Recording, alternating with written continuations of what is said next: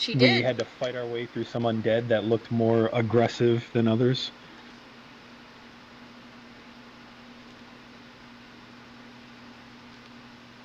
Yep, we did.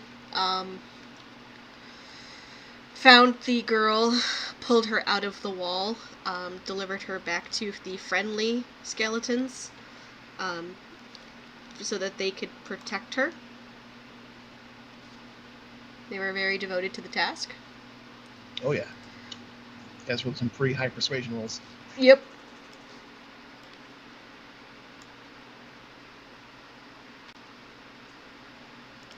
And, yeah,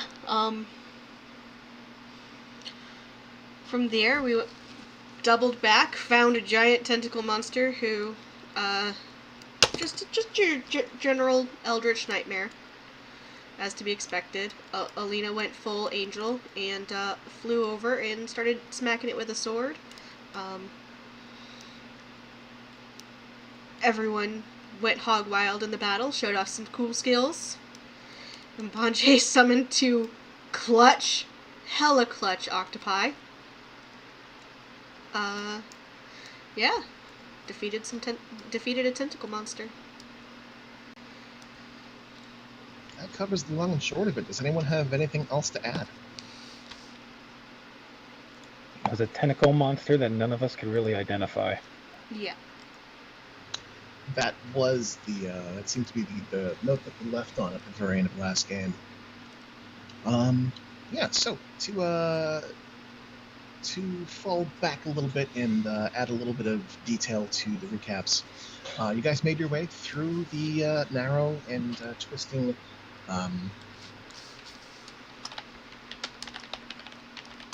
through the narrow twisting refuse pit, through the muck and the mire, and you saw that the walls were covered in goo and slime, hardened mucus that looked to be almost like a nest.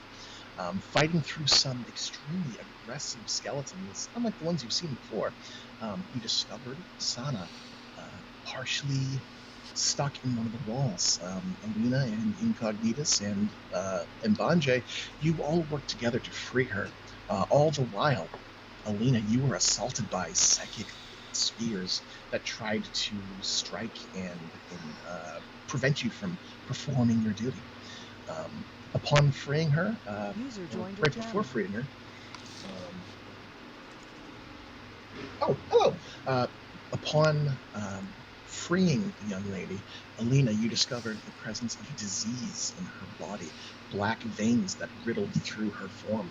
Using lay on hands, you purged it from her, but she did not wake from her fitful sleep. I believe you figured out that she was suffering from several levels of exhaustion and would probably not wake for a while. After giving her to the skeletons, you all came back and prepared. Alina, during that time laying on hands, you heard something and were directed to do something from a voice that was very familiar to you. The fight quickly went kind of batshit crazy. Angels were slicing tentacle monsters. Tentacled friends were summoned from the muck and the mire. Taking hits for the team while trying to keep this thing pinned down. Incognitus swatted at some rats, a tiefling stabbed some things, and a witch bolt happened from Vanya using the magic to keep things going kind of bad for this tentacle guy. So after the dust settled and the creature, the abomination, was torn asunder, blown up from the inside out with radiant, burning, boiling light, you now stand before a pile of mushy, tentacly corpse, as several glittering things kind of stick out from the guts. You all took moments to try to identify what this thing might have been, what it could have been, relying upon stories from your adventures or the books that you've read, or the arcana, the magic that you know of, all coming to the same conclusion that this thing, this creature that's hard to look at, that strains your eyes to perceive, is something you don't recognize.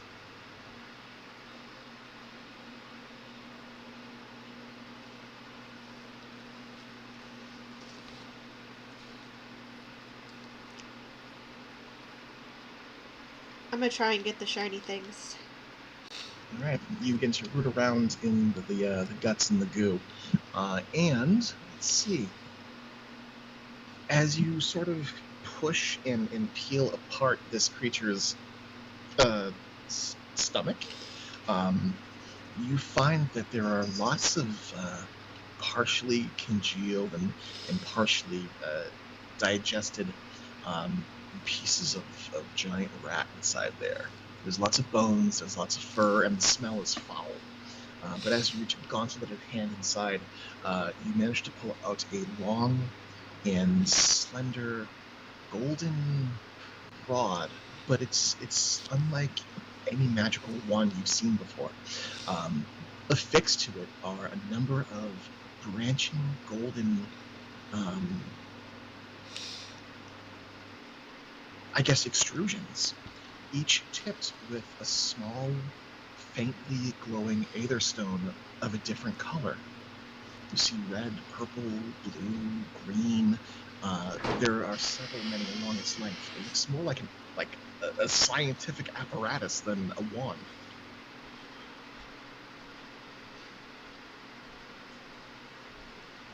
Can I just share an image with the party? Let me see real quick.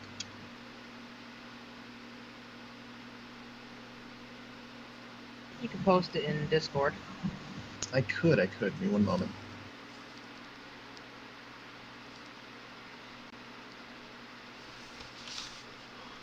Huh. I can't move my token.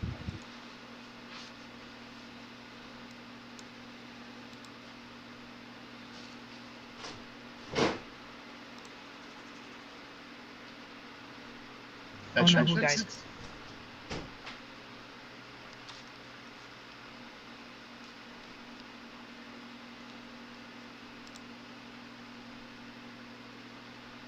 That's weird. You're on the board twice. Yeah, I can't actually move my old token.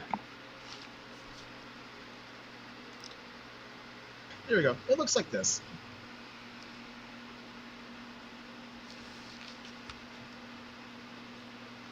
Like, what? I placed the icon on the map. Oh, okay.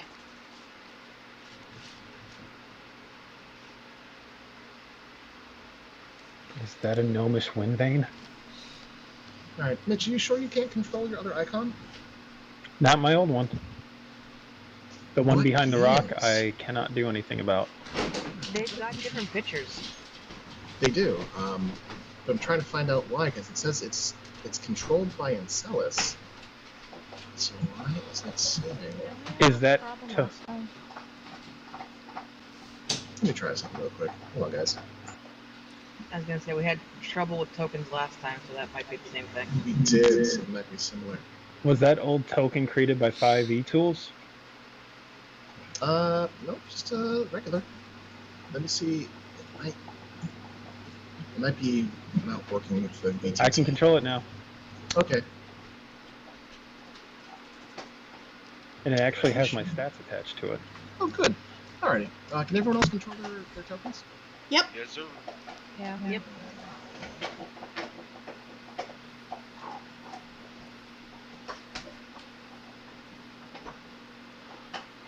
How long does summon animals last? Let me see. I think an hour. Alright. I'm putting these octopi in your control. Alright, so. So you find that as you dig through.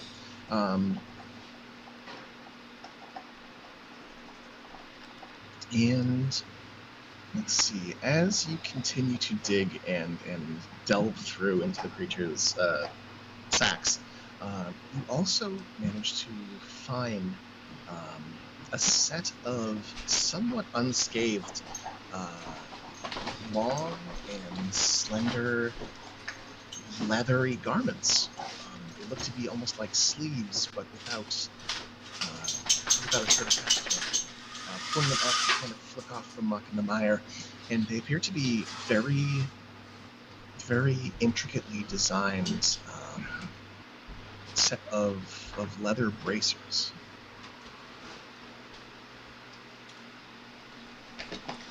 All of this is probably magic, but I don't know shit about it, so she's just gonna hold up both things. May I see the wand, please? Yeah, of course. And she'll hand it over. I'll take it and look it over, and first I want to use my knack to determine if these are magical. Okay. So you take a moment and you focus and you pull upon the wellspring of magic inside of you to... My eyes may turn black. Yeah, and you guys watch on as Vanya's eyes swirl into this inky black color, with little pinpricks of light kind of bouncing off of the surface.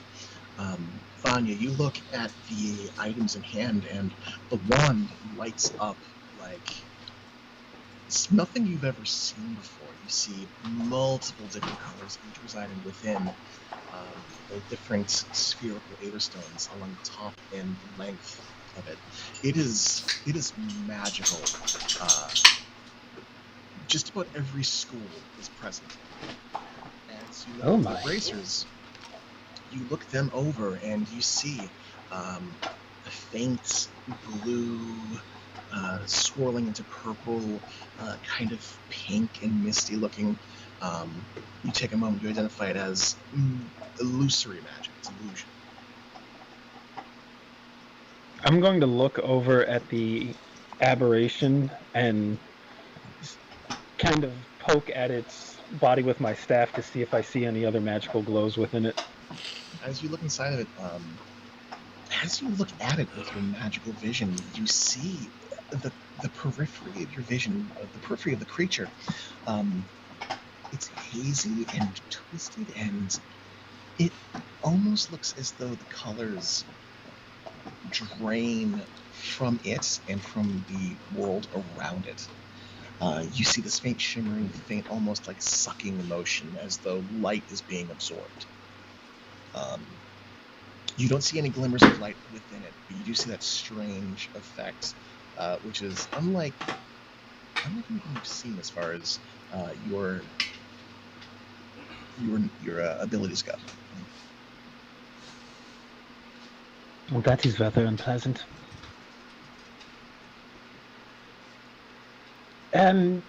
Yes, the bracers and the wand are both quite magical. The sting, however, it leaves me very uncomfortable.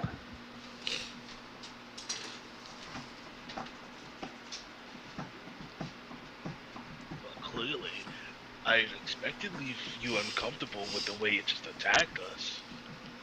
No, I mean, there's something wrong with it. Yeah, something's wrong with it. It's dead. No, there is absolutely nothing wrong with that. It's It is not wrong. from here. Yes, very much that. Well, that I'm gonna agree on. But where did it come from? A very, very good question. I don't know, but it's fucking dead, and we'll just go tell the wizard, and he'll figure it out. I am all for the plans that makes the wizard's life more complicated. It does involve getting us out of the landfill, which I am very much in favor of. I would like to take the girl to her parents and then maybe get approval to take her to the clinic and have Celine look her over.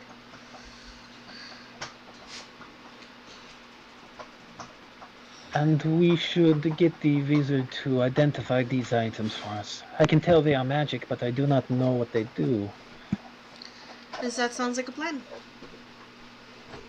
And Bonjay's gonna try to slip by the thing and see if there's anything or anybody behind it that they left.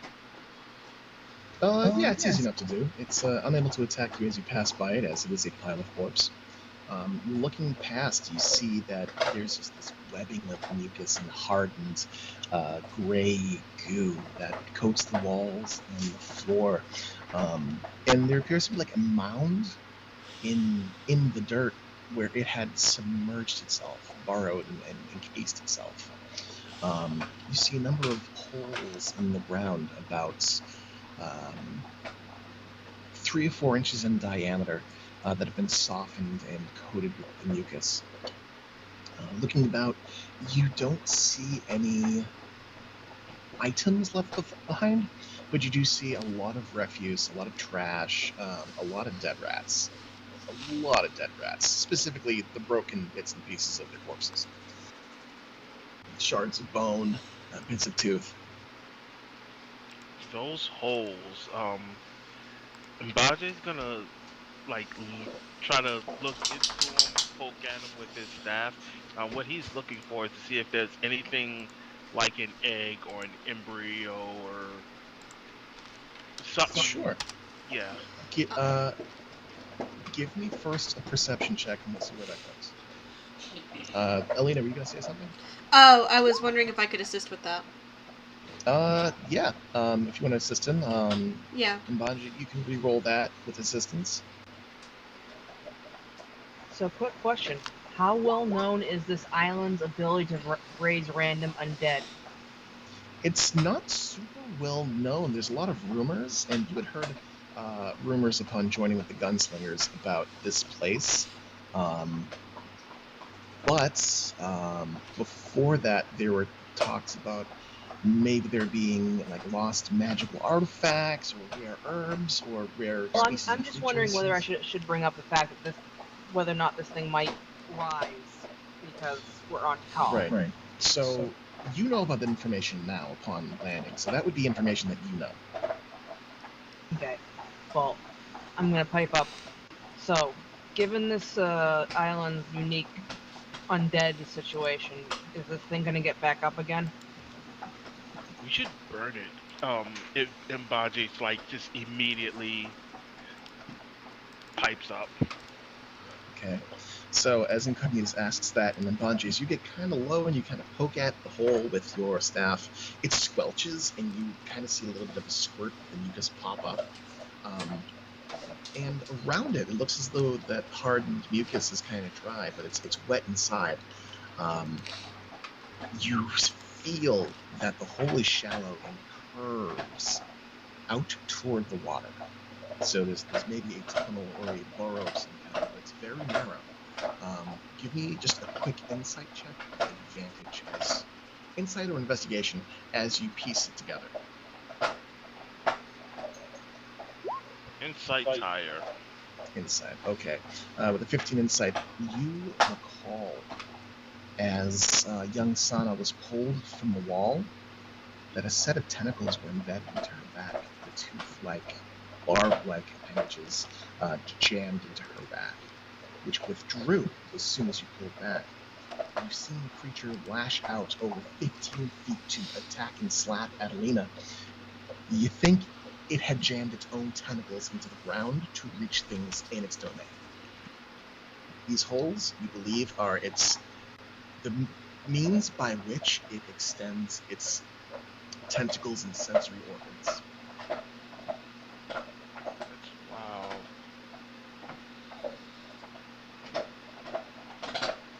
Make your mics hot. My mic? Yes. It's probably No. mine. It's Heather's mic. Alina. Oh, I'm sorry. I misread All those Gilneans, they're so similar. I beg your pardon. Can I do... knowing the rumors of the island and knowing how that creature's body seemed to, eat magic around it? At least that's how I'm conceptualizing it in my mind. Can I do an Arcana check to judge if there's a possibility this thing might resurrect? Yeah, you can certainly try. 13. The 13, you know you're beyond Nyanzaru. and within the city walls, only the things that are really deep underground can rise. Yanzaru is protected by the Raven Queen's blessing. It's not consecrated, but so long as that temple is being maintained, the dead don't rise in Yanzaru. You are beyond the walls. You are well out and into the jungle now, or close to the jungle, close to the coast. And you are below or at sea level. I think burning it is a very good idea. Or drowning it. Probably burning it. Let's With your go with 13 Arcana, you know the undead don't drown. burning. Alright. Elena, what Burn you it saying? and then drown the ashes. Would I know anything about what will resurrect on this island, given my background? What will and what won't. Yeah, you can roll a religion check. Religion or Arcana. Here. With Burn it. advantage. 14. With a 14, you know humanoids are extremely subject to it. Small creatures. Any beast is prone to rising. Any human is prone to rising. Any humanoid.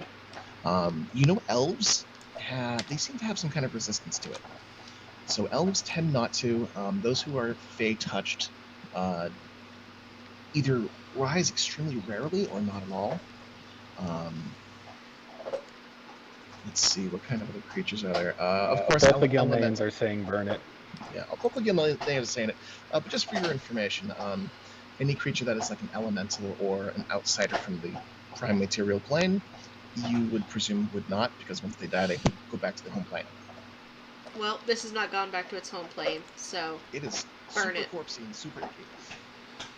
Alright, so you guys set up a funeral. Not a funeral pyre, it doesn't deserve that. You guys look around. If I had ceremony, I'd give it a ceremony so it couldn't rise, but I did not take that spell. Do you guys have the materials to burn? Does anyone have any wood, any accelerant, any oil? I've got Tinderbox? torches. Box and torches. Torches? Yo, a pile of torches can get the job done. Yeah, do we want any samples? I know magic people like samples. That might be an interesting idea. I want My, to see if I can take a sample.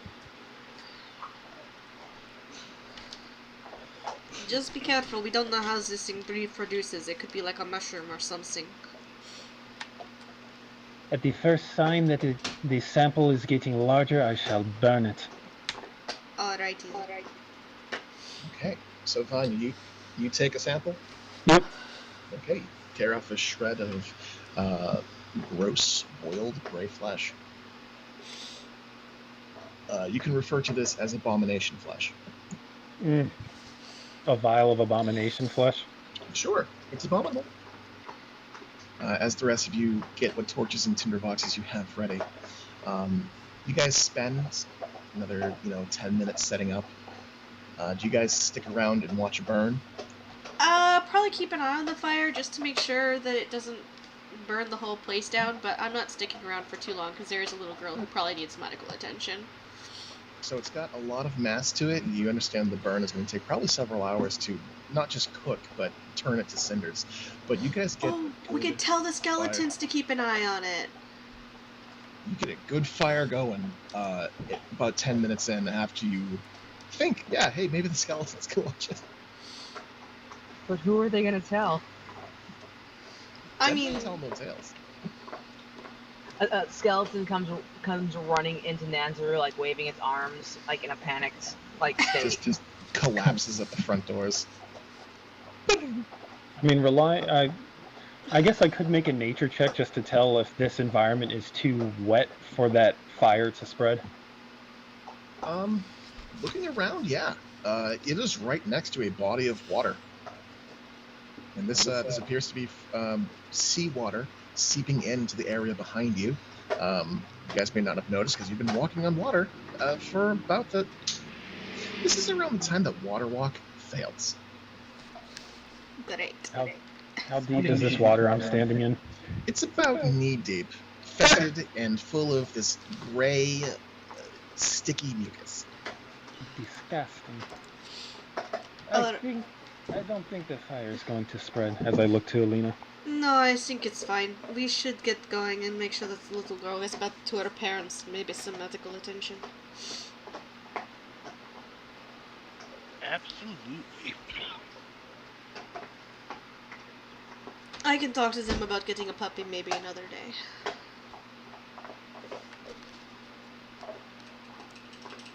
Alright, so you guys make your way out of the refuse pit. Ultros follows, flagging behind you, and Banjay just sticking close to its master. Devilot is flanking you from your other side. You guys take the magic items into your person. Someone add that to your inventory for now until it gets identified later. You round the corner, it takes you a couple minutes, and the flames rise above you.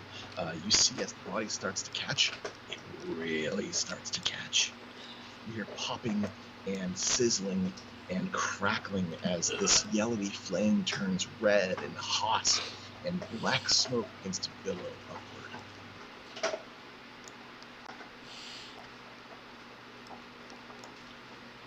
Whatever it is, it burns very well. That's a good sign. Biff is gonna Biff. Mbanje is gonna ride upon Devilot. You ride the octopus.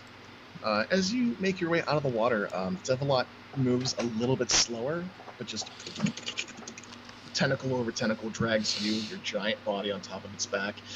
He's huge, he's large, so he doesn't seem to mind too much. And out of the water they go, and they don't seem to be too perturbed about the lack of hydration. Does anybody else look hurt? Looking Like, around, especially. looking around at your allies, you do see that Alina is not super rough off. It looks like it's mostly just you and Alina who are roughed up the most. Yeah, Mbanje is gonna offer Alina a ride on Ultros. I appreciate the offer, but I'm all set. So. Are you sure you don't want any nasty water in those wounds?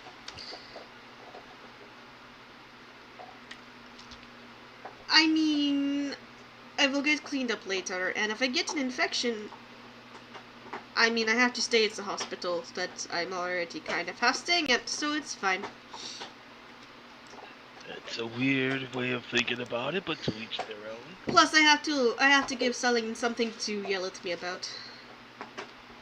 I slog past slowly, my skirts plucked up in my hands as I make my way through the dirty water. And she's just trudging on through it, just like, Well, anybody else? Incognitus? You seem a little short. Maybe you can do well with being out of the water. Ironically, by then I've probably like gotten to the shallower section. Like, Incognitus, your armor is covered in scratches and scrapes from these goddamn rats. It was such a nice set, and now it has got dents in it. Now it's covered in mud and muck and maybe excrement. It has character. Waterwalk may have picked the worst time to expire.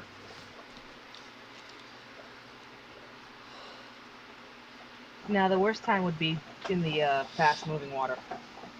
There. So, Alina, you bound around the corner, passing by the large skeleton who observes you silently and stillly, just turns their head to follow you. As you approach the other three in the corner, the corpse of Cartwright, as well as the two skeletons who guard the body of Sana, the still breathing body of Sana.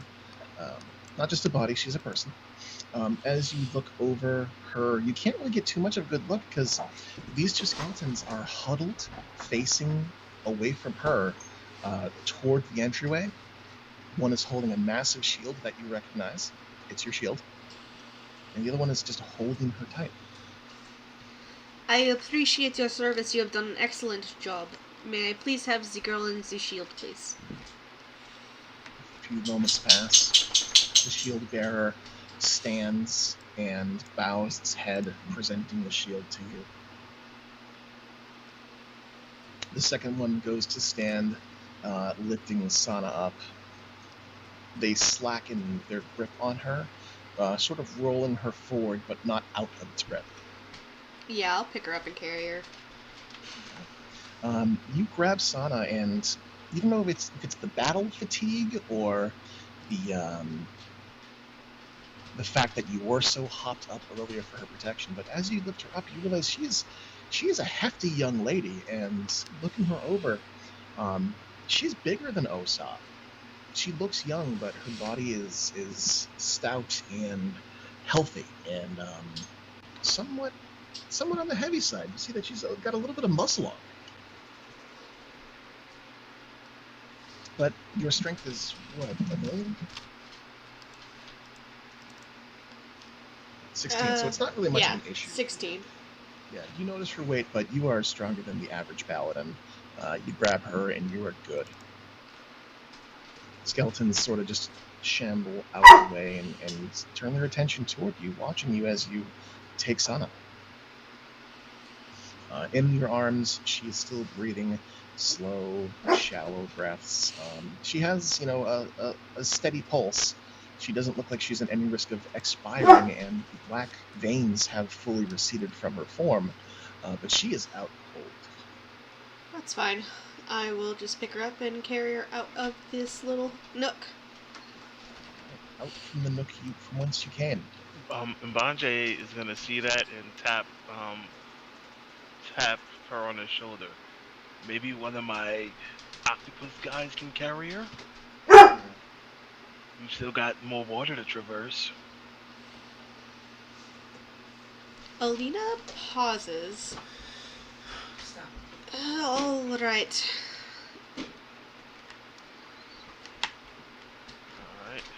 Alright. Alina helps, Mbaje helps Alina get, Sana to Devilot, who, would be able to move, and is much, much healthier.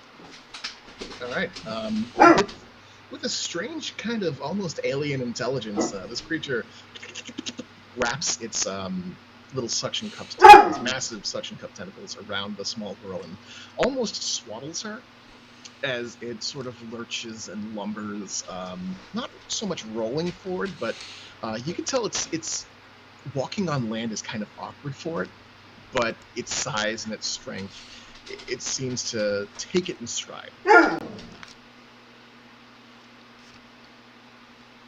Let's see, I'll put them into...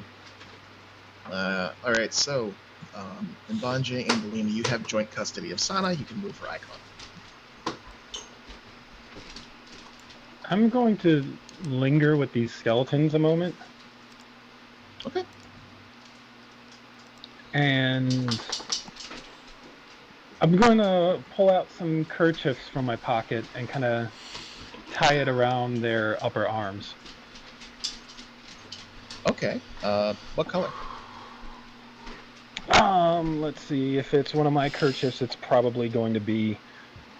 There's probably going to be a white one, dark blue one, another dark blue one. So I'll put the white one around the skeleton that had been protecting her, and the blue ones around the other two. Okay. You perform this gesture, and you place garments on them.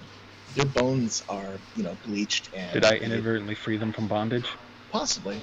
They appear very well maintained for skeletons. Stripped of flesh. Their bones are bleached. They're in very good condition. They look to be oiled, perhaps, or otherwise preserved. And they look at the gesture, and you can tell that they are befuddled. They can't seem to comprehend just what it is you're doing, but they don't stop you, as you mark them both. Thank you for protecting the child. I am sorry for what happened to your master here. But you did a good job looking after him as much as you could. Thank you. As you thank them, there's no visible response. They just kind of stare at you. I back up, give them a little bow, regard them thoughtfully for a second, and then hurry after the others. All right. You catch up just as Sana is being swaddled by a giant octopus.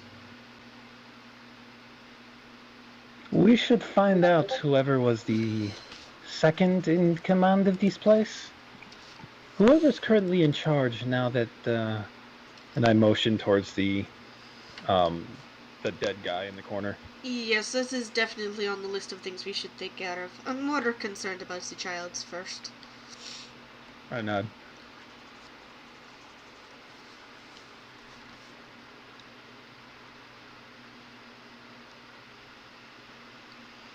Shall we then? Yes. Let's Okay. So you guys carry the girl out toward the way you came. You find that the moving water along the path that you've come from, it's still rushing fairly quickly. You feel as though maybe there is a natural undertow that has carved its way into the underground refuse pit, into the sinkhole. I just need a quick roll, a quick set of strength saving throws with advantage from everyone in the party. I don't suppose you have another one of those water walking spells, do you? That I do. Mbanje is going to take a take a second to mentally make sure that having the octopi won't interfere. Shrugs, then casts water walk one more time. All right. You cast water walk, and your allies are all gathered, but are all buffeted by this this ethereal breeze that carries with it stardust and faint twinkling sound like chimes and wind instruments. Incognitus, you hear this faint little titter of a giggle in the back of your ear. Not malicious, not invasive. It seems to be a natural aspect of this peculiar magic that Mbanje wields. And you guys lift up to the water's surface, standing on feels to be solid ground as you take steps into the rushing water. Thank you so much, Petra. Thank you. That is appreciated. In that case, if we're gonna be above the water and the octopi are gonna be in the water, Alina will take the kiddo back. All right, you grab the kiddo.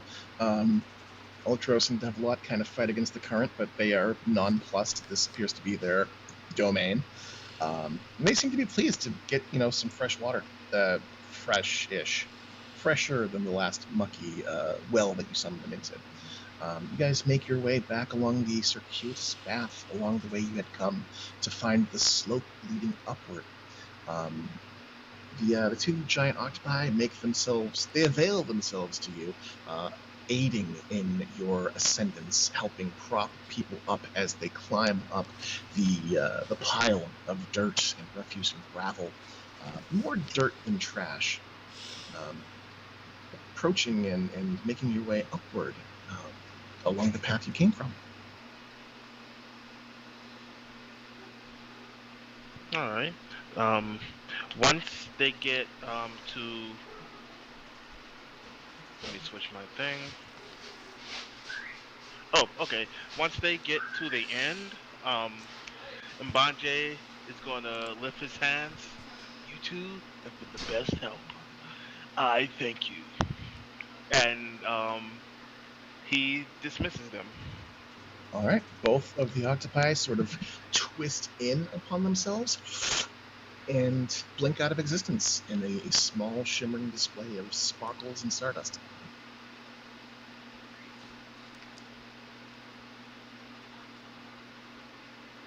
You guys find yourselves upon the top of the refuse pit, near its center, where the tall columns of trash and broken things make a sort of labyrinthian maze around you.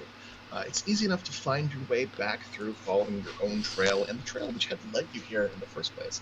Eventually, you come toward the tall gravel pit, the one where I believe it was Heldy found that scrap of cloth, or was it Mbanje? Heldy, I'm sure.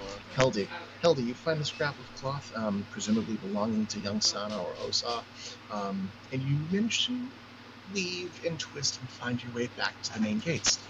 You find that the gates are locked, as Gerald had locked them discreetly behind you, as per your request. To not tell anyone.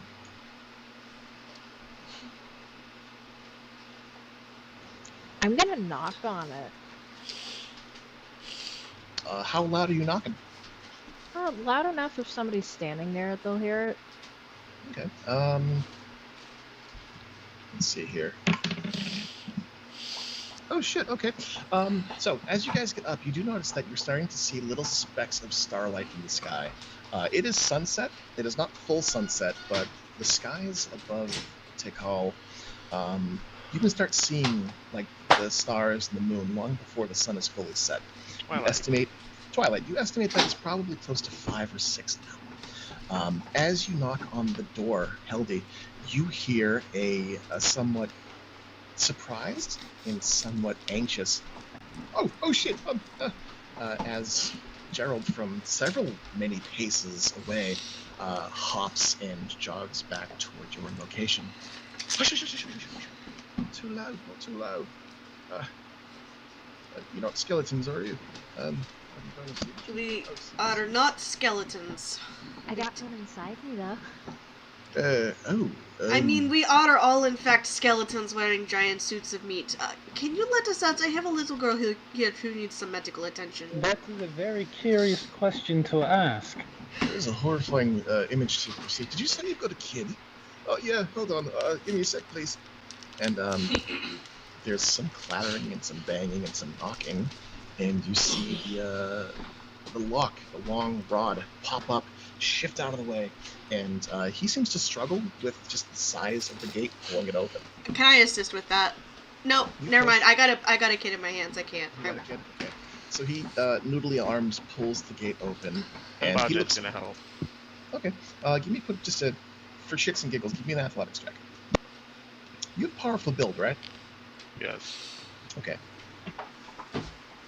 Okay, so that's a nat 1. So you knock him over.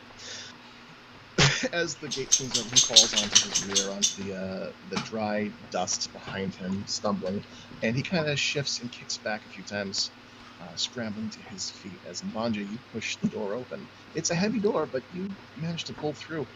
He looks you guys over and, holy shit, I don't think you guys are going to find anything. Oh man, okay? let me help you up, dude. And Mbanja picks him up pretty much. No, shit! If I recall correctly, they didn't say anything about undead when we were first here. Oh no, they did not. Just that the boss didn't like outsiders coming through. Mm-hmm. You recall correctly. So about the skeletons you asked about. He looks toward you and, still kind of in the air from Mbanje, looks toward Mbanje and back to you. Well, I figured you went in and you saw the, workforce. Little warning would have been nice. Oh, well, I wasn't sure how deep yet. I'm supposed to not tell anyone. I'm not supposed to let anyone in here, And as he explains that, you hear in the distance, Gerald, what in God's name are you doing by the gates? Oh, excellent. Someone in charge. We needed to speak with someone. Yes, this is very good timing. Hobbling and sort of waddling toward you, this stout dwarven man, slight bald spot on his head, thick, burly-looking, scruffy mustache and sideburns combination, hobbles on toward you guys, sees the paladin in the armor, furrows his brows even further, and now what in the hell's going on? And Mbanja swings around so Gerald is facing this new person.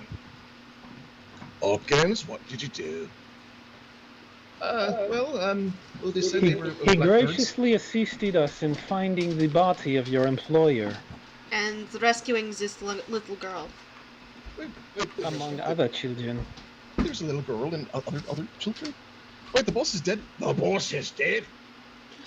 Oh, Christ's sake. And there were Looks children lost retrieved from within, yes. Looks like he's dead for a few days, weeks. He looks plussed and flustered. The dwarf kind of putters, and well, if you could put my associate down for a moment. Oh, Right. yeah, sorry. And he's gonna just set him down gently. Sorry about that. Hey, well, no harm taken. It was getting kind of fun for a little bit. Right, you mentioned there are kids. Well, and he stands before you guys and plants his hands on his hips. So now's the cat's out of the bag. What all did you find down there? You say my employer's dead, you found some kids, and that's a wee one in the arms, isn't she? Oh, that's that will do that. And Alina, you see that he does kind of drop the harsh, rough, and grizzled demeanor to approach you and the child, looking genuinely concerned. I think she will be fine. We're going to get her back to her parents, and I'm going to talk to them about taking her to the clinic. It is good that you were so helpful in getting us access to these, I know, obviously, restricted areas so that we could retrieve these missing children. Hey, you said children twice now. Where's the other one? Once. How many did you find? Just the two. We sent the other one scampering home. He was in much better shape. I trust the dogs to wander inside and chase anyone out, but this is the first we heard a child actually go missing inside. That's a bit of paperwork. Or not, considering the boss man's dead. Shit. There was some sort of weird eldritch creature under the refuse pit, but we killed it and burned it, so it should be fine. Fucking abomination. Eldritch creature, eh? Well, chalk it up to it. Necromancer dealing with skeletons. He's not gonna, last long in this world. We all kind of thought maybe Cartwright would kick the bucket sooner or later, but not with so much fanfare. Right. I'm pretty sure if you ask us nicely, we can keep most of this quiet. I don't think anyone else really needs to know. I think perhaps that might be for the best. Of course, we'll have to figure some things out. You'll be in touch, eh? Is this the part where we bribe? It will cost you a dog. A dog, I mean, I appreciate... Those are pretty expensive things. I appreciate all of your efforts. I do want a puppy at some point, but that can be a separate transaction. I think your dogs are cute, and I would like one someday. Preferably someday soon if you have a litter, but...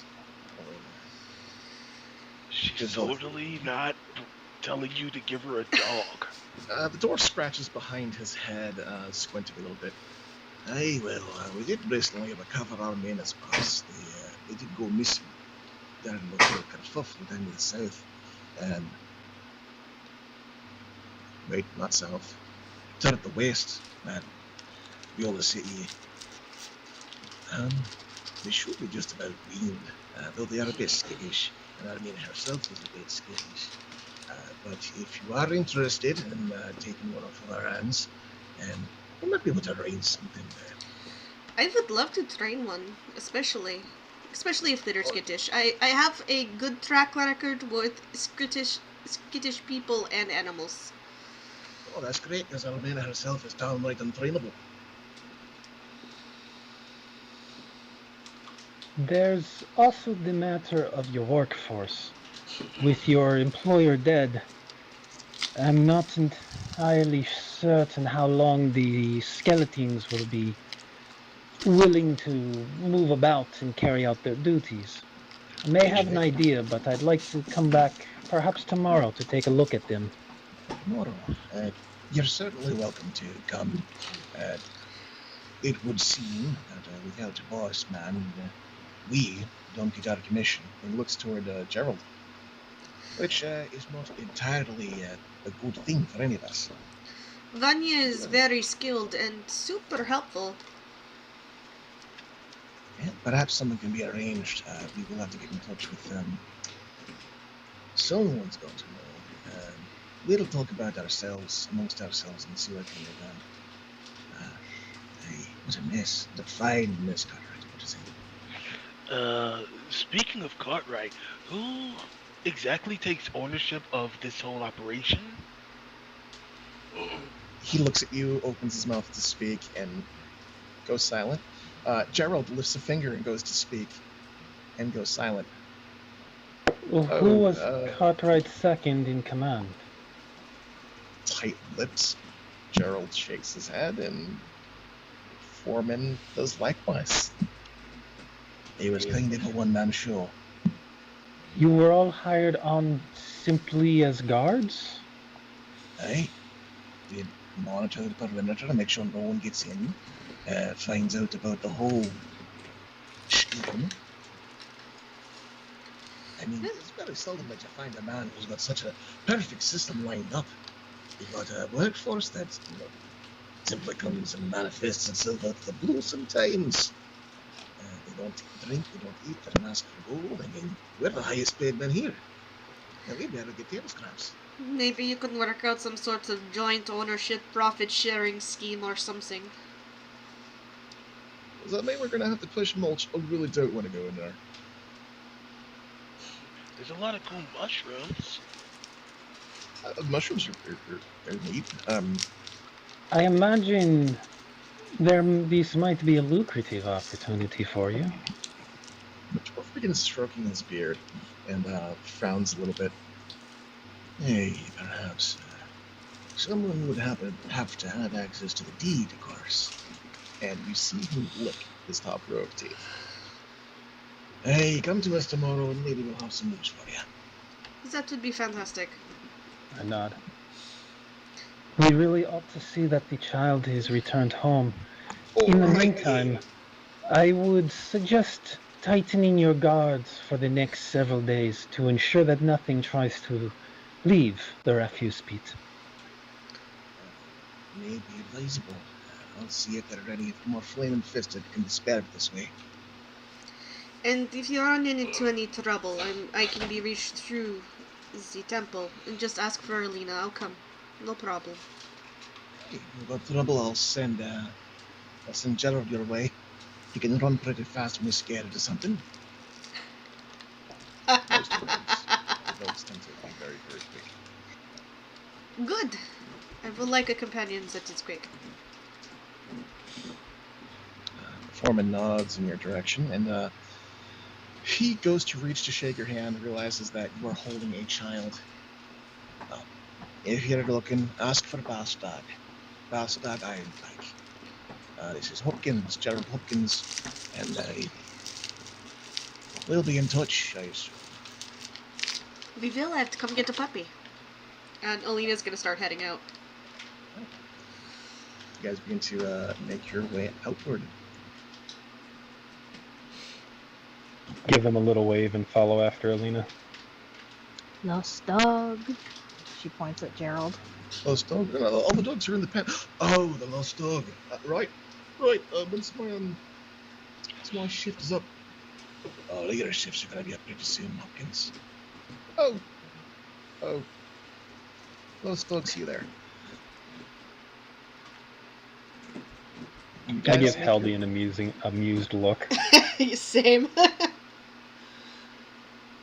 You guys make your way away from the refuse pit into much cleaner smelling air. Typing names out, sure.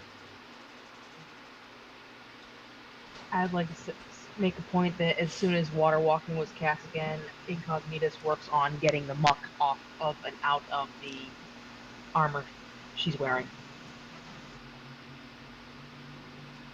Oh, I do have prestidigitation. All right, so as we're walking, I'm going to start clean. First, I clean myself off, and then I'll start cleaning everyone as we go.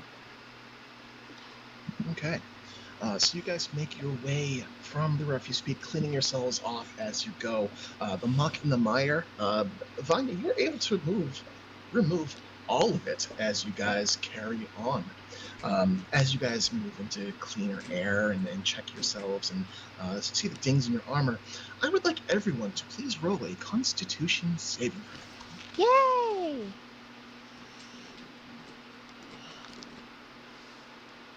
Hey! Wow, got a 10 with rolling a 3. Oh, everyone gets extra because I am a paladin. Aura of protection. Everyone gets +5. Oh, I might Except use for that. to mine, which is already added in. Okay, so that makes that a 15, a 15, a 15, and a 25? Wow. And 12. Wow. Oh no, Abby. Well, with that +5, I that rolled brings a it up to a 2. 10. Nice con. Tieflings. Tieflings gonna teeth. Yeah, I rolled a 2, and I don't have any pluses in my constitution, so. Okay. So, you leave the scent. Oh, you rolled a 2, and that's a 7 total? Yes. Please roll me a d4. Yay. That's a 3.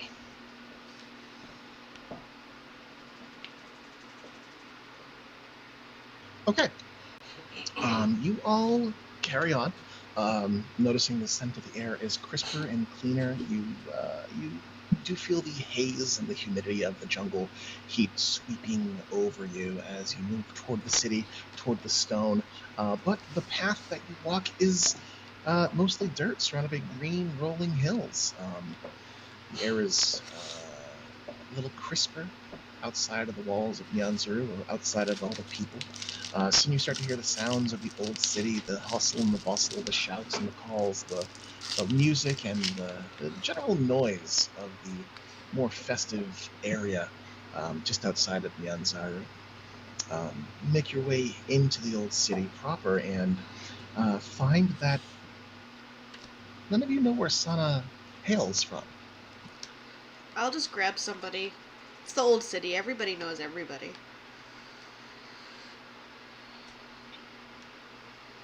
All right, so you reach out and you search for someone. Is anyone else doing anything? Obanje knows the old city. He knows the old city, so he's gonna do the same. All right, Mbanje, you help Alina. You point some people out, and you don't find Insi, but you do find another older gentleman, kind of long in the tooth, white, scruffy beard around his chin and his nose, and you find a man named who you recognize as. One sec. If he doesn't know, we'll just start yelling for Shago. He'll appear. Yeah, you find an old man named Yovan, and as you look him over, this is the guy who was over by Shago's house. He recognizes you as you call out, and he approaches, walking on a cane. It's a little bit of a limp to the guy, and he squints.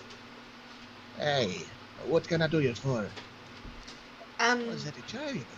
We found Sana. We are looking for where she lives. Talk to her parents. Sana, that's our sweetest child. They've been looking for her for a couple of days now. As you follow the path northward, head down that alleyway, turn left, just call out. You see she a tall lady, tall drink of water. You might find a bar. Looking for a man named Lloyd. You know when you see him, he's a short man, broad shoulder, big beard. That sounds good. He gives you some instructions and directs you guys down through the old city, past Executioner's Run and toward the alleyway to the left. You see a number of clustered stone houses and homes, all kind of ramshackle, put together with palm fronds decorating doorways and some torches and lights lit with different colored glass that keep it looking pleasant, though the make of the area is very clearly less than rural, more definitely a poor part of town. Approaching, you do not find the tall drink of water he had talked about, but you do see that there is a broad-shouldered, dark-skinned dwarven man. His head is partially. The top of his head appears to be shaved. His thick black beard is twisted and curled. He looks you over as you approach. You see that he's outside chopping blocks of wood in front of his abode. Sees you, Alina, sees Sana in your arms, and drops his axe and starts running toward you. Azrael! Azrael! He calls out. You see from one of the doorways approaches a tall native Takalan woman, her head bound up in a headdress very similar to some that Bones might wear. Typical dress, it's clean cut, not the most expensive cloth, but she appears to take good care of herself. She's tall, slender, and the two of you approach. The dwarven man approaches you, Elena, and his arms are thick and just ripped as shit. He goes to scoop Sana out of your arms. Oh yeah, I let him. It's obviously the father. He takes her from you and looks her over and just holds her tight. Oh, she is breathing. Oh, thank the gods. Aye. Where did you find her? She was under the refuse pit. A creature had taken her. We destroyed the creature. I think she will be okay. If you would like, I would like to take you to the clinic in town. I have a friend there who would be happy to check her out. You see that as you mentioned taking her away, he curls up instinctively. Oh, that's why she said, I would like to take you. Yeah. Oh, yeah. He definitely curls up, seeing your intention, and the woman places her hand on his shoulder, leans in. I do not think this is something that we can treat her for. Take her to the clinic. It's in the city. They will take good care of her. I assure you will be allowed to stay with her the entire time. Say again? Oh, she goes, I will assure you will be able to stay with her the entire time. Lloyd looks you over and he nods. I will take her. You will lead me there. I Please did. lead me there. And he begins to follow you. The woman stays behind, watches as you go, and calls after Lloyd. Take care of her, love heart. I will. And he follows after you, Elena. Yeah. I will wave to the group if they don't want to come with, but I will lead him to the clinic. Alright. So, Alina is taking the child and moving her way to the clinic. What is everyone else doing? Starting with Mbanje. Mbanje, what are you doing? Mbache is gonna go with Alina. Okay. You follow after Alina. Heldy, what are you up to? Well, if everyone's parting ways and doing their thing, Hildy's gonna go head back to place and mention that they finished the mission. Alright, off to collect your bounty. Yeah. Alright. So Heldy breaks off from the group. Incognitus, what are you up to? I will probably follow Hildy to do reports and bounties and all that good shit, because paperwork. Get ahead of it. Alright, getting ahead of paperwork. So you two head off toward the commission headquarters. Vanya, what are you up to?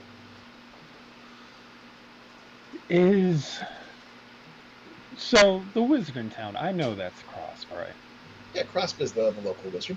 Right. Is Crosp from where we are? Is he on the way to the commission?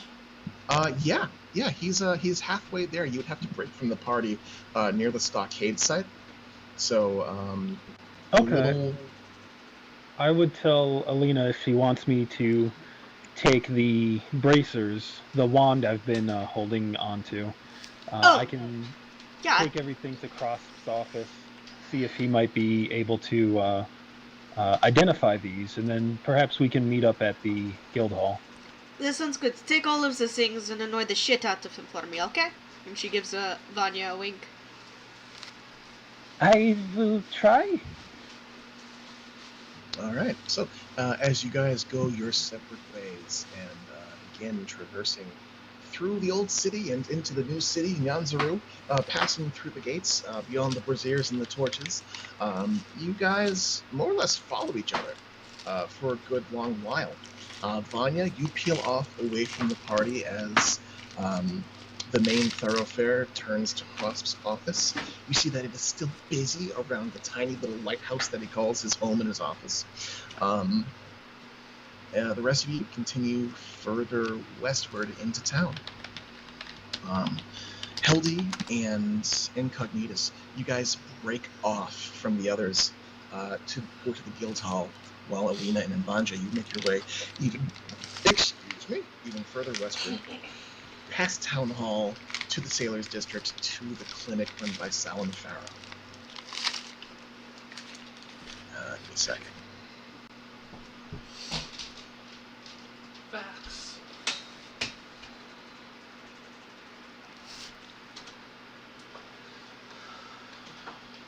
Facts a lot. It's only 9:20. It's not time for All right. Let's see. Can I get an initiative roll from Alina, from Heldy, and from Vanya?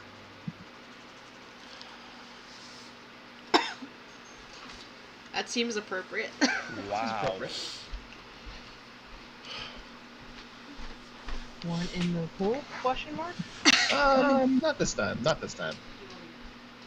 Okay, so in reverse order, we're going to start with Alina and Mbanje. So it takes you guys the better part of an hour, maybe a little bit more, to get through town and get to the clinic. The clinic itself is a simple brick and mortar building with many wings and many rooms. It is a more modern building than most of the abodes within Bianzaro. It looks newer, and the design is newer. It's very formal, almost like an office building.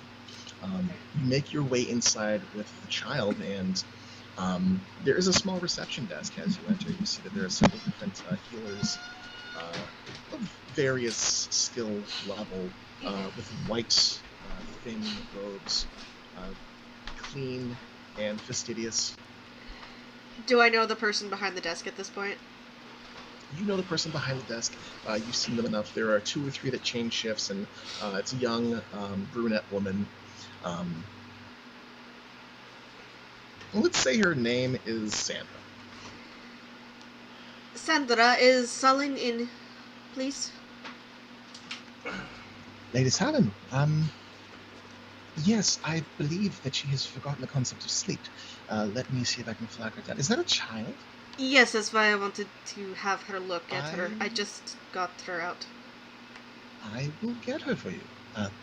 Bear with me a moment. She looks the child over a little bit as she gets up and begins to move to a different part, a different wing of the clinic. Is the room 3 open? She pauses, calls back, and nods. Yes, bring her to room 3. I will send Sal in there momentarily. And she just sort of turns and hops, skips, jumps, kind of very fast-paced, almost jogging, to reach the head healer of the clinic. I will take everyone to room 3. So you take Mbanje with you, and you enter into a small room with a small cot. It is furnished cleanly. The room is white, sterile. There appears to be a vase with no flowers in it. The large dwarven man, Lloyd, he grunts and looks around and then looks at the bed and seems almost remiss to put her down. He holds her tight one more time and then sort of eases her down. You see the dwarven man's eyes are misty, and despite his gruff exterior, his chiseled jaw, and his large and kind of broken nose, he reaches up and wipes one of his eyes and... Yes, it's a Tucker. A creature. Yes, it's some abomination. We killed it, so we made sure of it. Grunts and nods in your direction. The fact that it's an abomination, we're trying to keep it on the hush, kind of down low, the hush low. So, But you will need to know. She will have dreams about Sis. He, one sec.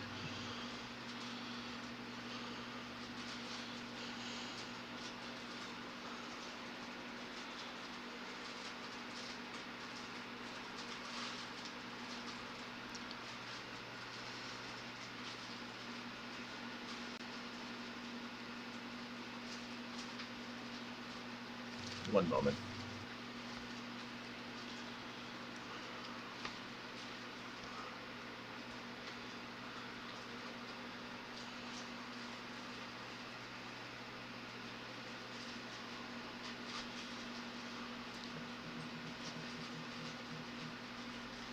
Oh, I lost all my notes. Oh no. Yeah, Ah, that's no! what's shit, happening. dude. Was it from the? From when shit got mixed up on Roll20. No, it's fine.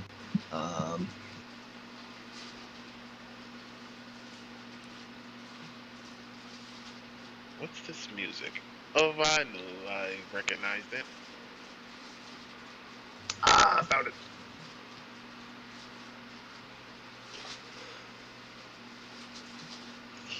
He nods his head slowly and furrows his thick, wiry brows, and looks at Sana. There are a lot of dangers here. It may have been a mistake to move here. We talk about monsters in the woods. They talk of creatures, beings that I do not understand. Perhaps it was Ulu Talunk. Or some other monster. I do not know. But you have killed it. Brings me some comfort. Thank you for saving her. Thank you for killing it. Of course, always.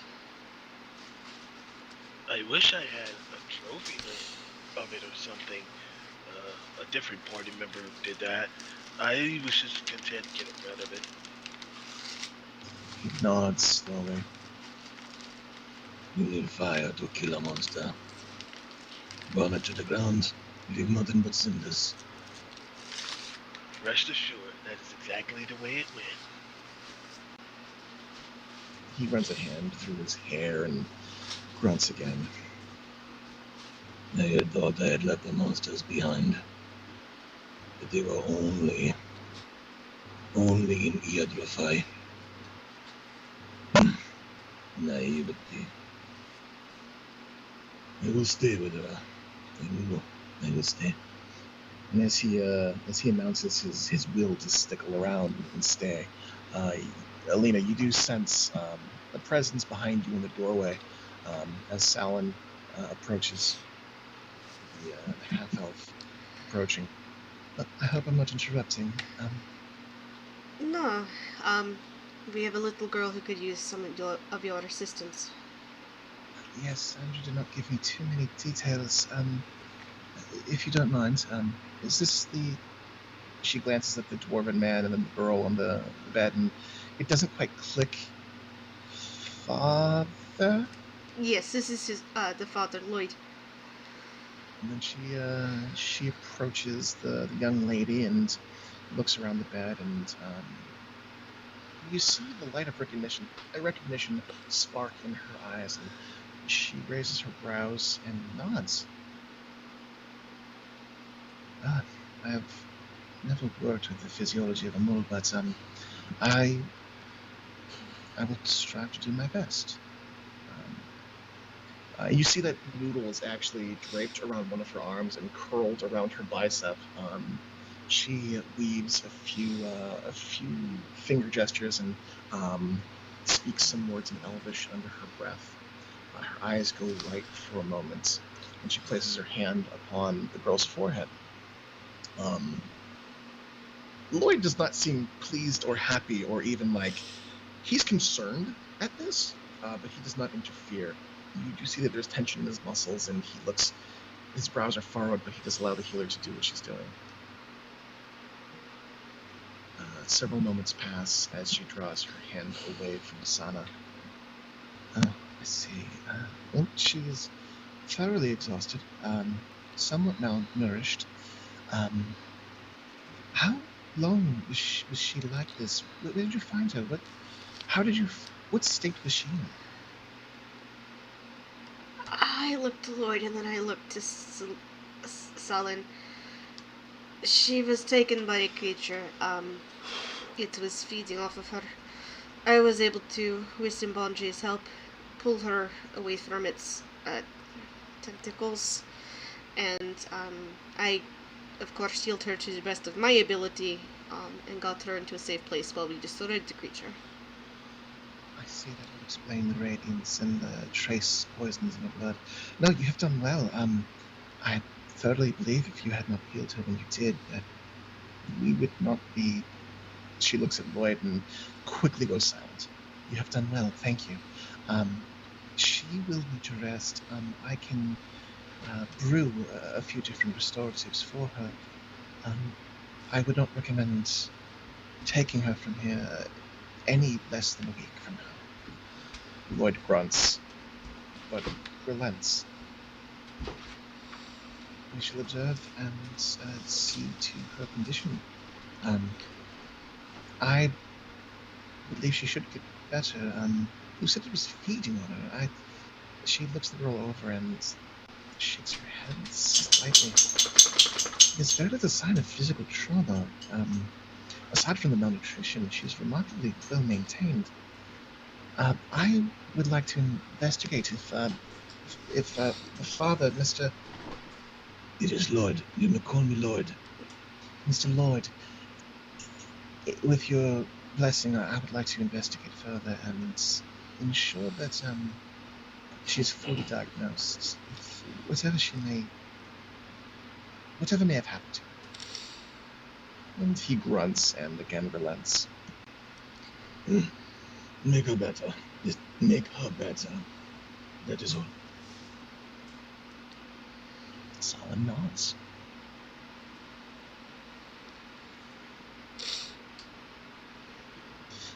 The half-elf returns to her work. She does another quick pass with the magical incantation, touching her upon the forehead.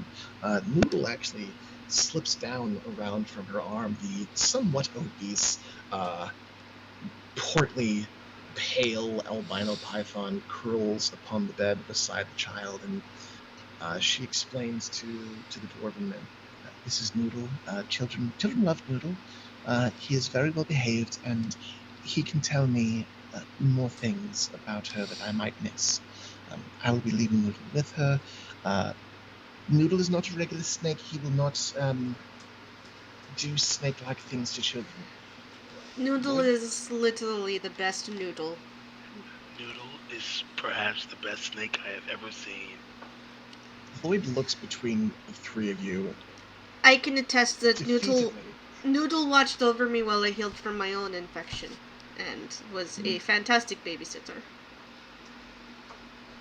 You got a snake that babysits. That is I would say under normal circumstances that is a recipe for disaster, but what the hell do I know?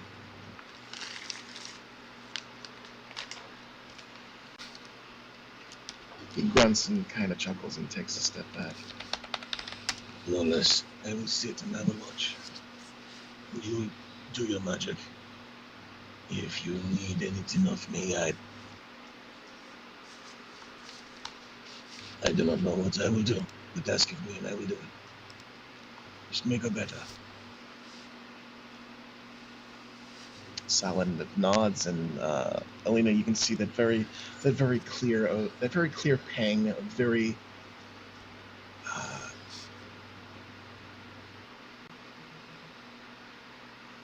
human sympathy that Salin is known for lost puppies and perhaps wounded paladins.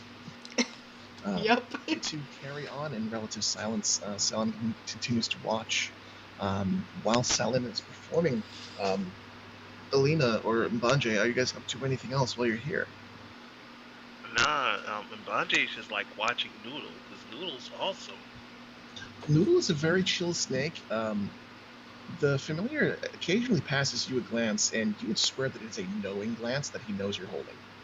But then again, he's a snake, so it's really hard to tell.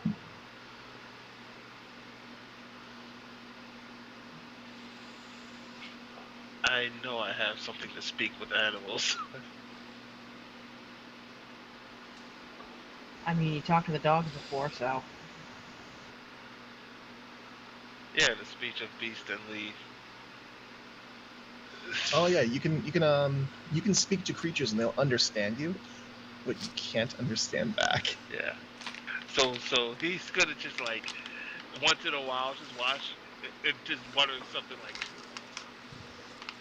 You get a couple nods back, and a couple of like, he doesn't blink because he doesn't have eyelids, but you get the impression that he'd like be blinking and nodding at you.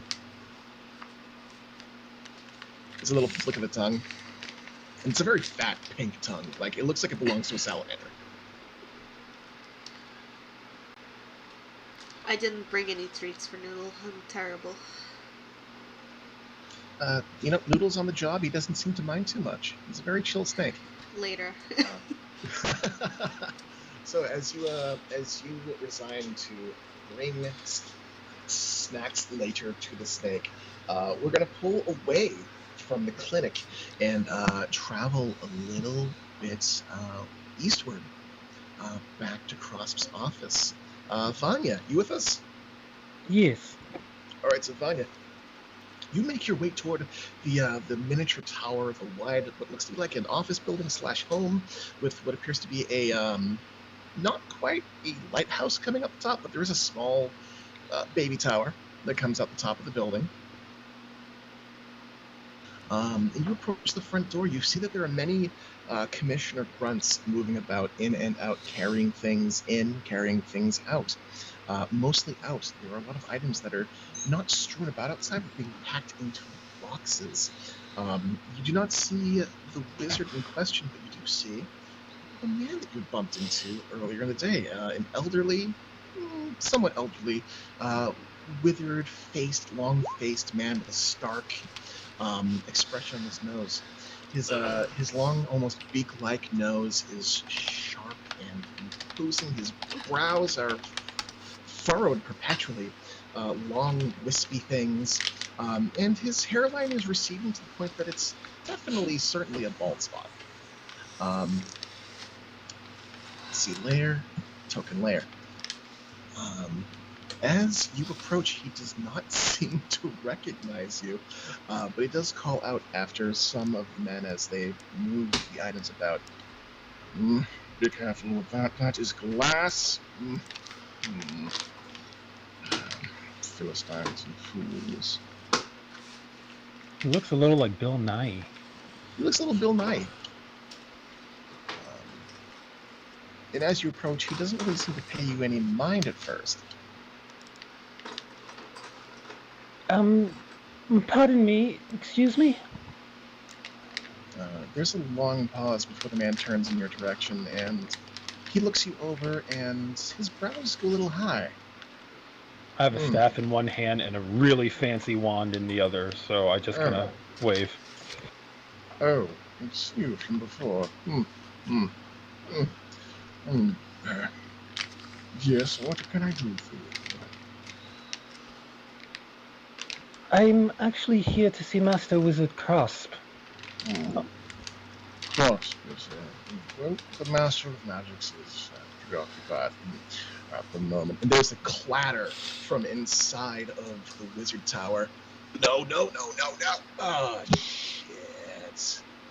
No, it's fine. I'll sweep it up. It is in regards to business from the Black Dragon Commission. Well, that would be our mutual employer. Please, come in. What may I call you? Mistress Vanya will suffice. Mistress Vanya.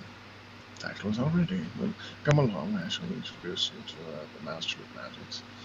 He turns and brings you inside toward the interior of Crosp's office, and as he leads me in, I quickly kind of respond. And what is your name, good sir? Oh, you may refer to me as. Whoops. 1 second. I can certainly call you that, but it is quite a strange name. Whoops. Just call him Reg's new girlfriend. It's fine. Let's call him Reg. I am Fleming. Desmond Fleming. Master Fleming. Not quite a master yet. I handling the comings and goings and secretarial duties of Master Cross for the immediate future, for now. And he leads you inside. Very in- important business. I'm totally just kind of like buttering him up a little bit as he walks me in. Roll a persuasion check.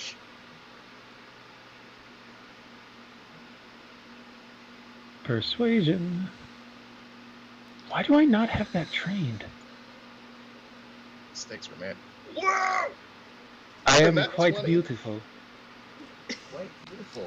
Quite beautiful indeed. And you see that he cocks a brow and he just...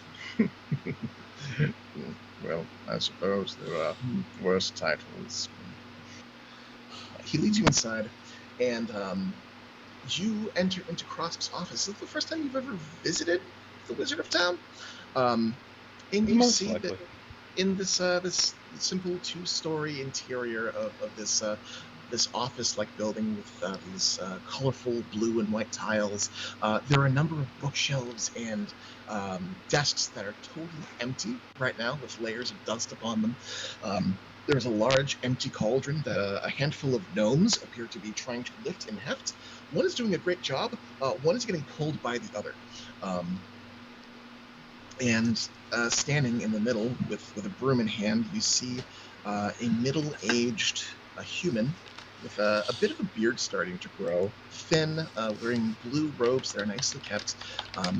He appears to be sweeping some colorful, glowing pink glass into a dustpan, while another human with frizzy red hair, kind of young, kind of tan, appears to be fretting around it. Oh, sure, I could certainly do that for you. I didn't mean to interrupt, but I promise you... It's fine. Please, just stop talking. This is worth a lot more than apologies. Please, just go pick up something that you can't break. Sure, sir. Thank you. Sorry, again. Oh, dear. And the young human sort of moves off into a different direction to not break something else. Fleming leads you toward Reginald, and the wizard looks you over, Vanya. Hi, hello. You don't appear to be a mover. He places down the dustpan and reaches out toward you with his hand extended. His hands are kind of rough, but he does extend for a handshake. I shuffle my items around and take his hand graciously and bow slightly over it, putting on my full charm routine. It's kind of like a milquetoast kind of grip, and you see very quickly that he's more interested in the stuff that you're holding. And as he shakes a few times, and Desmond speaks up, Master Claus, Mistress Vanya, she worked for the Commission, and had a matter of business to discuss with regards to the Commission business. Yeah, sure. I would urge you to take a sit on the couch, but they have taken my couch, so feel free to pop a squat or lean on the cauldron. So, hi, yeah, what can I do for you? I appreciate the offer, Master Cross. Just Crosp is fine, please. God, please. Reggie. I smile. I appreciate it. We have some mutual acquaintances. Let's see. Hold on, he's having some mic issues. Oh, well, that's perfect. It gives me time to recall other people that we have that we know. Sure. Heldy knows him, right? No. Heldy No. doesn't. No, Verdi. Verdi and Alina. The Alina. other tiefling. The better tiefling. The good boy. I was definitely going... For some reason, I was reading Verdi in the chat, but thinking Heldy, so thank you for confusing me. You're welcome. I am friends with Miss Alina and Master Verdi. I believe they've assisted you rather recently with a rather large lizard problem. Well, that's putting it lightly. They saved my life, and I am indebted to them and their party. Have you heard anything from them? Well, I mean, I suppose not. But you're a mistress of magic, yeah? I dabble. I work with Miss Edith. He kind of brushes behind the back of his head, and you see he's doing that thing where he's standing kind of funny and doesn't quite know what to do with his hands, brushes his hair back, holds the back of his neck, feeling the awkwardness from him exuding. He nods a few times. And, Dench from over in Cherokee, right? I nod.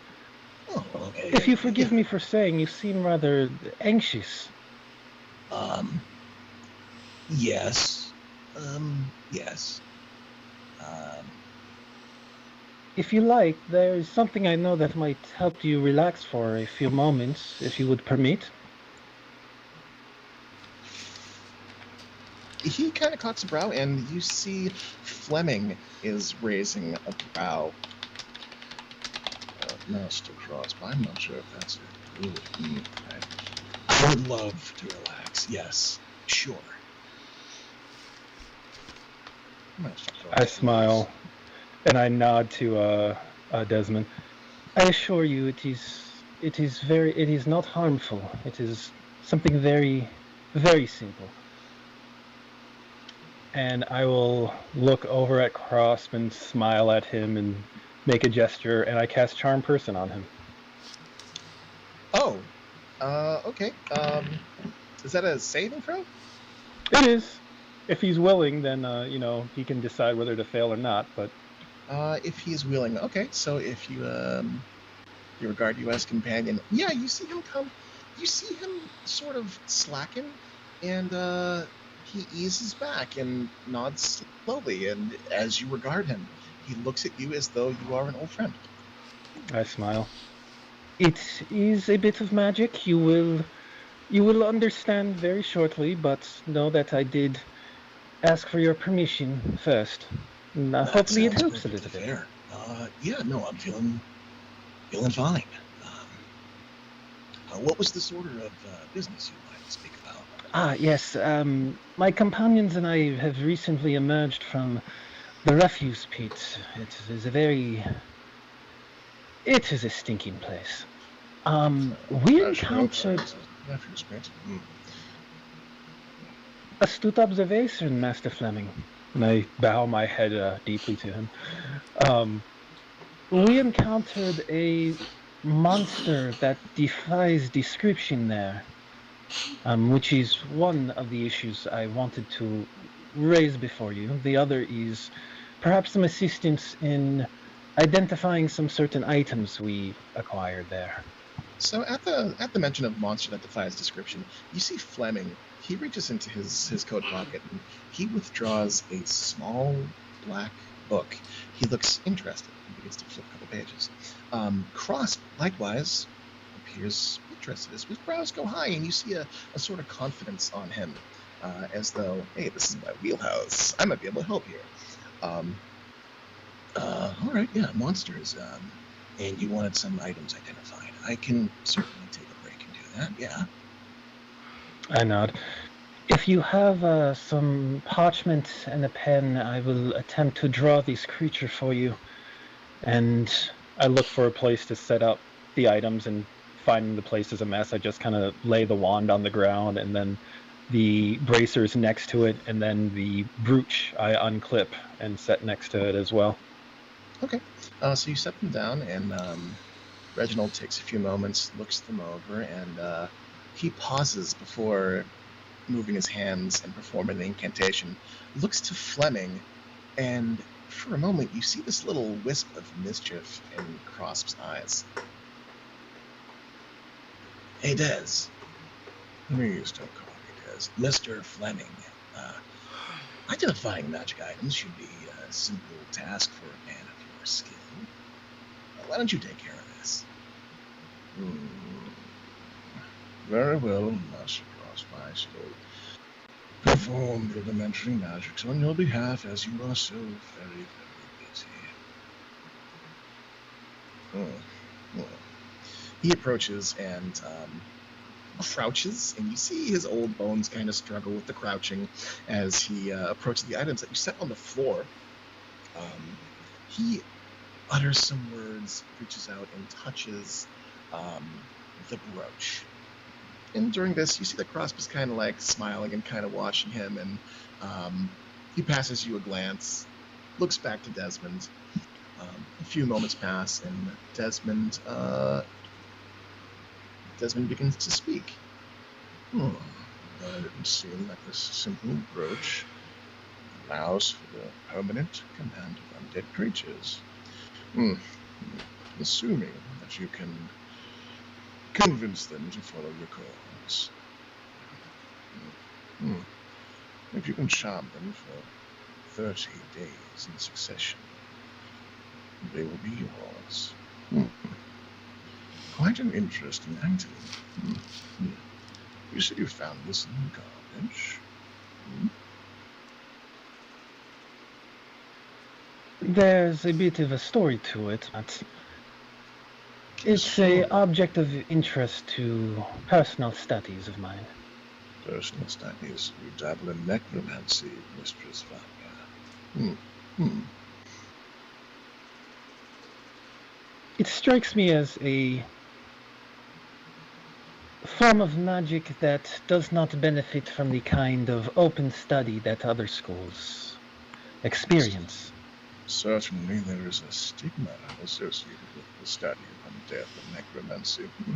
As a whole, the world a little more open-minded. We would see a lot more done with it, not just the horrors of Iadrofai. Interesting. And these other items are quite interesting. I only know the two. I don't recognize those. As he turns back to the next one, I'll look over at Crosp. The parchment and pen? Oh, yeah. Let me go shake a gnome. Give me a sec. He makes his way upstairs, stomping heavy-footed as he makes his way into one of the adjacent rooms. You are left momentarily with those poor gnomes, with Fleming, as Fleming reaches out and touches the wand. Oh, this is something interesting. And he picks it up, looks it over, and looks at you, Vanya. Javelin necromancy, have you? I would assume someone of your taste has a rather robust understanding of the fringe magics. Are you familiar with what is referred to as wild magic? I believe so, yes. It is a form of magic that is largely untrained, unformed. It is potent, but somewhat unpredictable. Raw, etheric magic. Unstudied, yes, and untrained. There would be some bold enough to try to tap into it. Someone tried to do that with this. It is a wand of wonder. Be very careful with it. He hands it toward you, looking pleased as punch, more amused than anything else. I'll take it and look it over. What does he do? Everything. Anything. The thing that you most wanted not to do, I suppose. Let me add that to your inventory.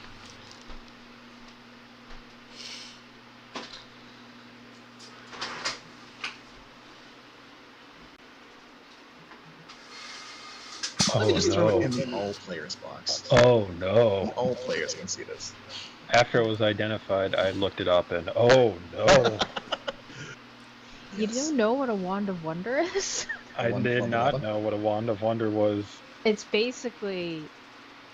yeah. I love it. Get to deck as many things in wand form. Oh yeah, have fun with that. Desmond chuckles and he begins to perform the incantation one more time. Crosp comes back down the stairs with parchment and paper in hand. I've got some paper, I've got some charcoal. All that is left is the charcoal. They took all my pens. I am not the greatest of artists, but I will attempt to sketch out the monster. It is somewhat easier than explaining it. It Well, hurts to look at. hurt to look at. He racks his brain and thinks it over, and yeah, Desmond, does that sound like it's like a demon to you? Maybe some kind of greater fiend? Desmond goes somewhat quiet as he's performing the magical ritual. He touches the bracers. Oh, that's interesting.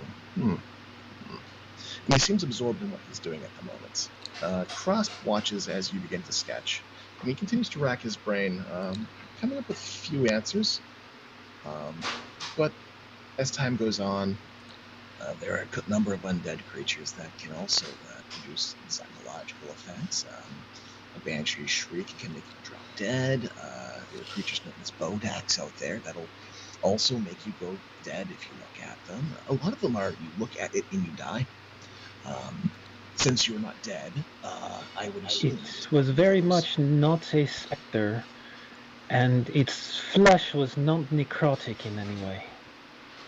not necrotic. It was rubber. Actually, and I'll pull out the vial of abomination flesh and hold it up. I took a sample. A sample.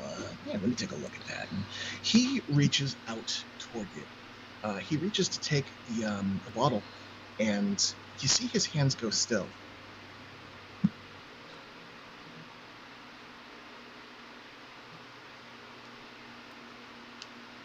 I blinked. Look at the bottle. You see that his hands go still, and his eyes go still, transfixed. And as you look around, you see that the gnomes have stopped moving, and the human workers have stopped working. And it seems as though, for a moment, everything is frozen in time. There's an eerie, high-pitched in the back of your mind, and you see movement in the corner of your eye as Fleming stands. He looks at you and looks at the bottle, his curly white brows raised high, almost angrily. You say you found that in the garbage.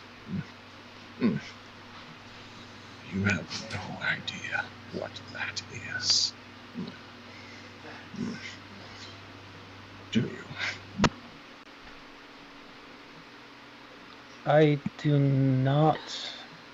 Master Fleming, I believe there's something strange going on here. There is. Follow me, please. And he begins to move as Crosp is left kind of frozen in time. He leads you, he moves, assuming that you're following, toward the back of the room where you see that beaded curtain just kind of hangs over one doorway. And he disappears beyond. Everything around you remains still. I'll swallow, look at Crosp, begin to follow. As I go to follow, I make sure that I have my hand with my arcane focus bracelet on it free, and I invoke my Eldritch Sight to make sure that as I follow him, I'm not just walking into a magical trap of some sort. Sure. Eldritch Sight, that's detect magic? Yep. Okay, so as you walk, you do see that the beaded curtain there's magic beyond it. You identify it as it's not a school of magic, but it is demi-planar magic. That whatever this room is beyond this room and beyond this here. Yeah, I'm all of my I'm on heightened wariness as I follow him. Okay, so you follow him into the room, and beyond you see this strange and wondrous room, several stories tall, with a catwalk and spiraling metallic copper bronze staircases that lead down. You see a grand machine over on one side with all sorts of levers and dials and bulbs, all of which are dull. and unlit. The room is kind of dark.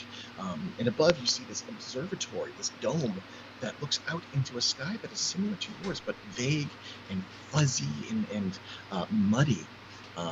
There are pedestals and racks and displays with nothing on them currently.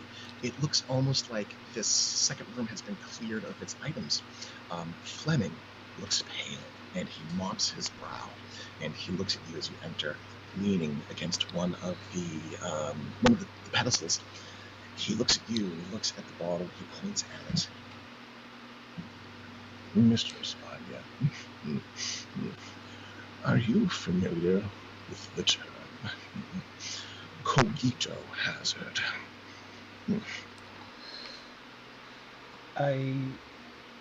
I'm going to take. No, I am not familiar. It is a phrase used among the academics at Arcane.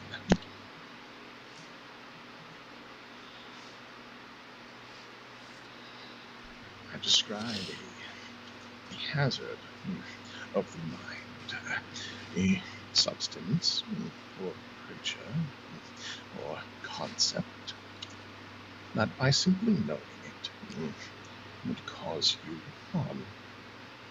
I believe you are in possession of one. He points at the bottle and he looks shook.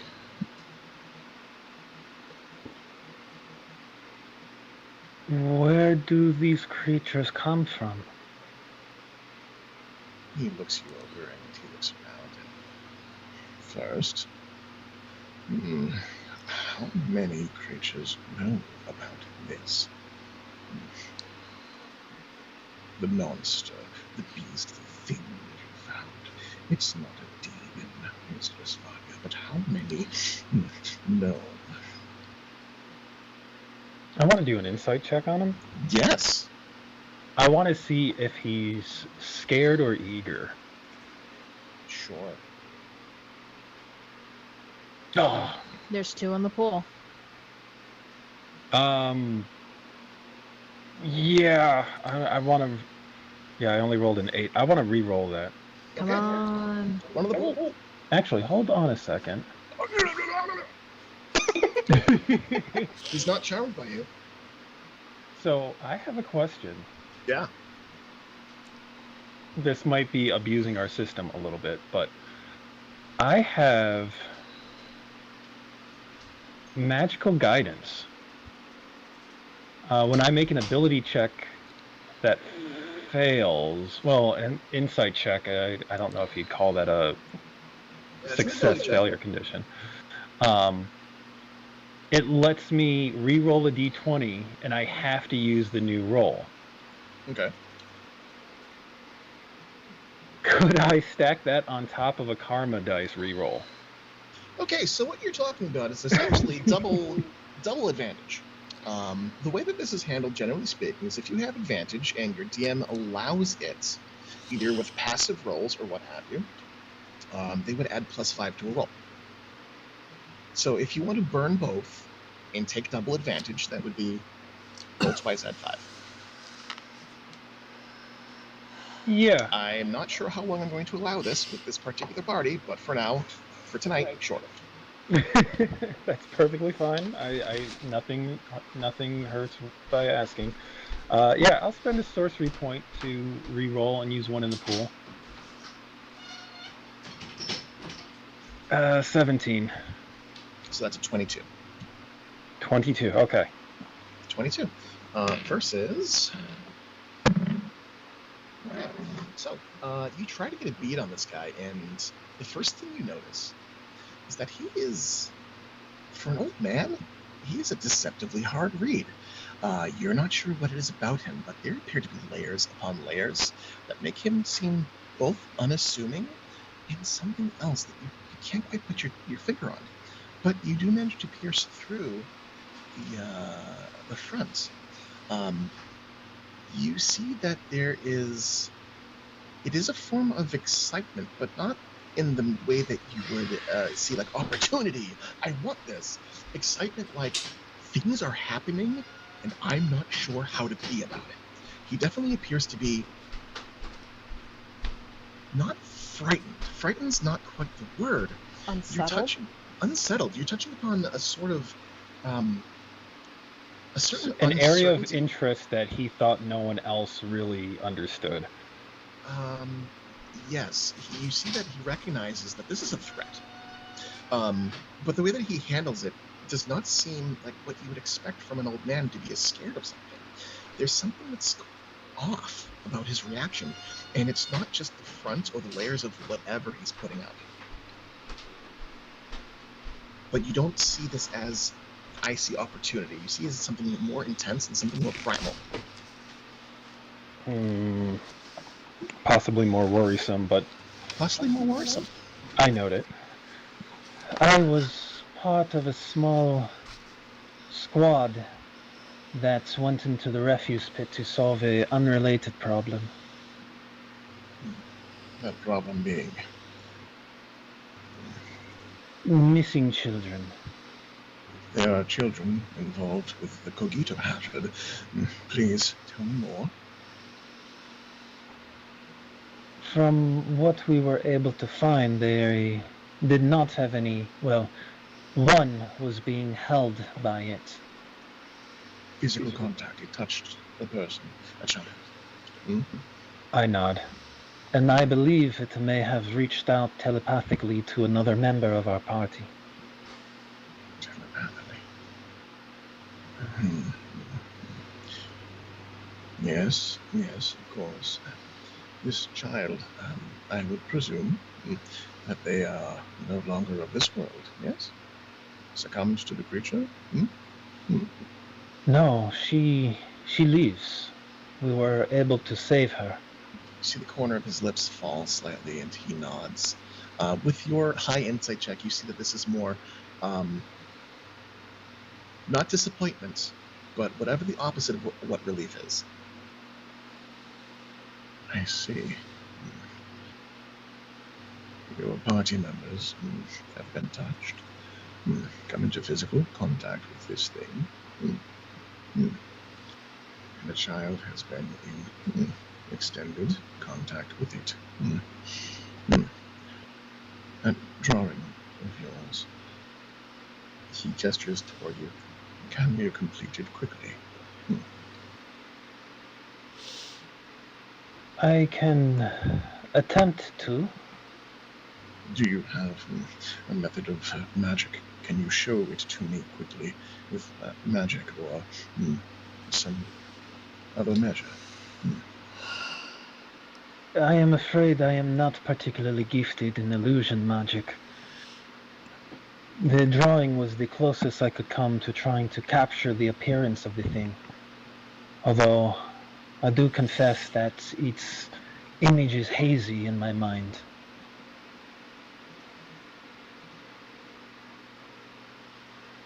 He nods slowly, and there appears to be some disappointment nestled between his brows.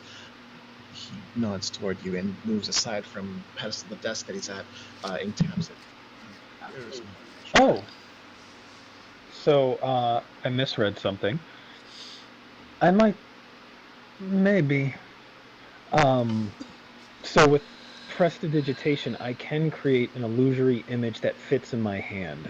I was thinking I needed, like, minor illusion to do that, but with prestidigitation, I can make a little small model. So as you open your hand and you begin to shape this thing, Fleming approaches you, and he looks incredibly invested. Roll me an Arcana check with disadvantage as you try to summon the image. Okay. 16. That's so. As you form the magic in your hand, you feel this spike and this strain in the back of your mind, and your hand shivers and shakes slightly as you produce what you believe to be the image of the creature. Fleming looks it over, notes the shape, tentacles, and eyes. Yes, it fits. I must applaud your resolve. You were not meant to see these things. Those who behold them forget.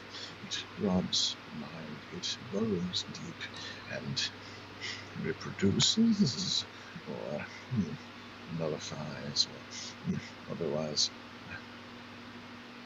twists the mind against you.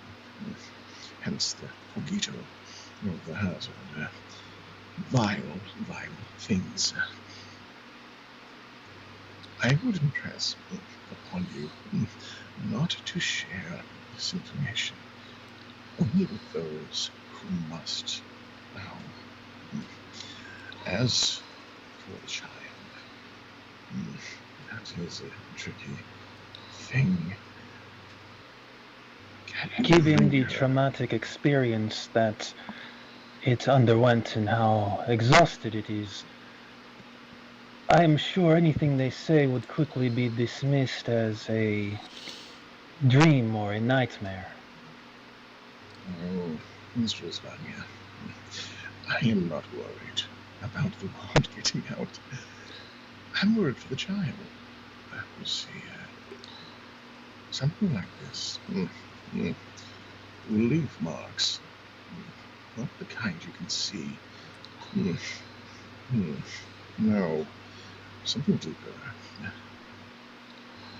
Will you, I ask you, will you keep me apprised of her condition discreetly? I study him for a long moment. If you would be able to share some more information on the nature of these cogito hazard, then I will keep watch. He nods slowly. There's precious little time left in my spell. Seek me out tomorrow. Cross will probably be confused as to why the jar is no longer with him.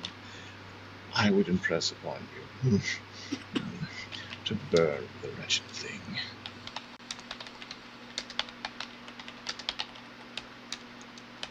You do not believe there is anything to be gained by studying it? Only devastation. I nod slightly. I will see it destroyed then. For your sake. He glances upward and outward for the rest of his town. You see his lips turn into this very brief, very fake smile. Master Fleming, if I may ask, if this thing poses such a threat, why keep Master Crosby in the dark about it? He pauses and looks down and around and licks his dry lips. These things, they work in strange ways.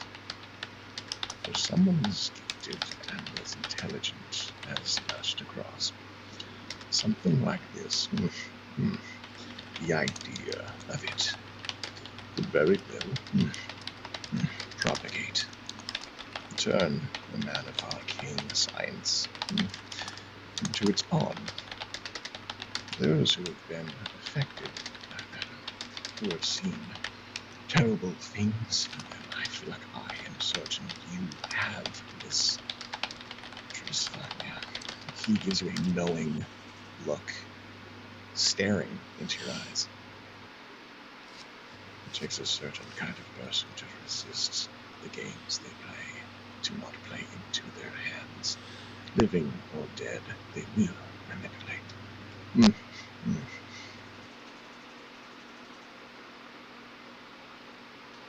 I would not see that befall one of the brightest minds of this island.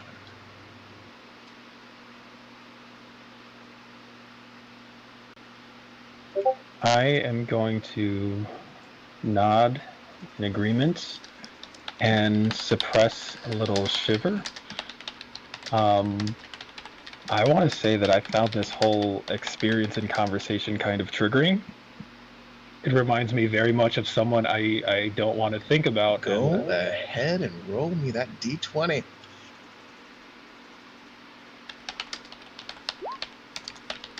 Okay. You steel yourself. You feel that sensation creep up onto your shoulders like an imp on your back, and you push it aside with a visible jerk. But he seems to notice. He nods in your direction. Our time is up. You hear the faint in the back of your mind, come to an abrupt end. Yep. Find your party. Keep them close. Warn them, and perhaps make your way to the Black Cat Tavern. They know what this is. I understand. Might I ask one last question? Yes. Could you identify those bracers before I leave? I'm very curious about them. Oh, yes. And he follows you out of the room and rolls his hands a little bit. Braces, they are elusive, those bracelets. They are powerful things. They allow you to mimic a spell you have recently cast, a small spell, within one of the lower circles. Where normally a trained wizard might be able to cast a cantrip once. Where the hell did everyone go? Oh, hey! Cross turns around and looks at you at the corner of the room, looking very befuddled and very off-put. There's a crash from upstairs. Ah, shit! Sorry, I have to go see what those dumb folks are doing. Lasagna, it's been swell. Really nice to meet you. He pauses, not sure of himself, and then begins to make his way upstairs. Oh, Master Cross. He twists and turns on his heel, turning back to face you. I do not want these to interfere with your business later. And I sweep a gesture and I dismiss Charm Person. He pauses and shakes his head and... I thought it would be a distraction later, but for the interim, I hope it helps. He reaches up and touches the side of his face briefly, and you see this wry smile touch his lips, as though he's remembering something. He continues to rub his cheek as he makes his way upstairs. Right. Pleasure meeting you. The pleasure was all mine. Smiles again and somewhat awkwardly, makes his way upstairs toward whatever gnome fucked up whatever thing. Fleming leads you back to the pile of magic items. He hands the bracers back to you. They will require an hour of attunement, as you often you yourself could use them as spellcaster. You must attune to them. But they are very versatile things. I cannot say that I can place the original creator, but he shrugs slowly. If you find that you ever not need them, I would be willing to perhaps compensate you for them. I appreciate the offer. Let me speak to my companions first. I'm sure you know how things go with adventuring parties. No, always picking the bones like buzzards they are. It has been a pleasure, Mistress Vanya. You have proven quite the interesting individual. I hope to speak more of things of mutual interest in the future. I shall avail myself to you. Once I am off the clock. He turns his attention up toward the stairs where there's some shouting and some scuffling. I smile and gather my things. Farewell. And I'll turn and walk out of Cross's office and walk about a block away, check over my shoulder to make sure he didn't come out after me, and then I just start running towards the guild hall. You run toward... Oh no, Poopaloos! Our observer. Hannah! Lost Hannah. Oh man, they seem to be enjoying themselves. So, we're gonna pull away from you to about a half hour earlier. No, you would have gotten across first. So you are hot on the heels of your friends who have about a 15-minute head start. Incognitus and Heldy, you make your way toward the guild hall, and let's see.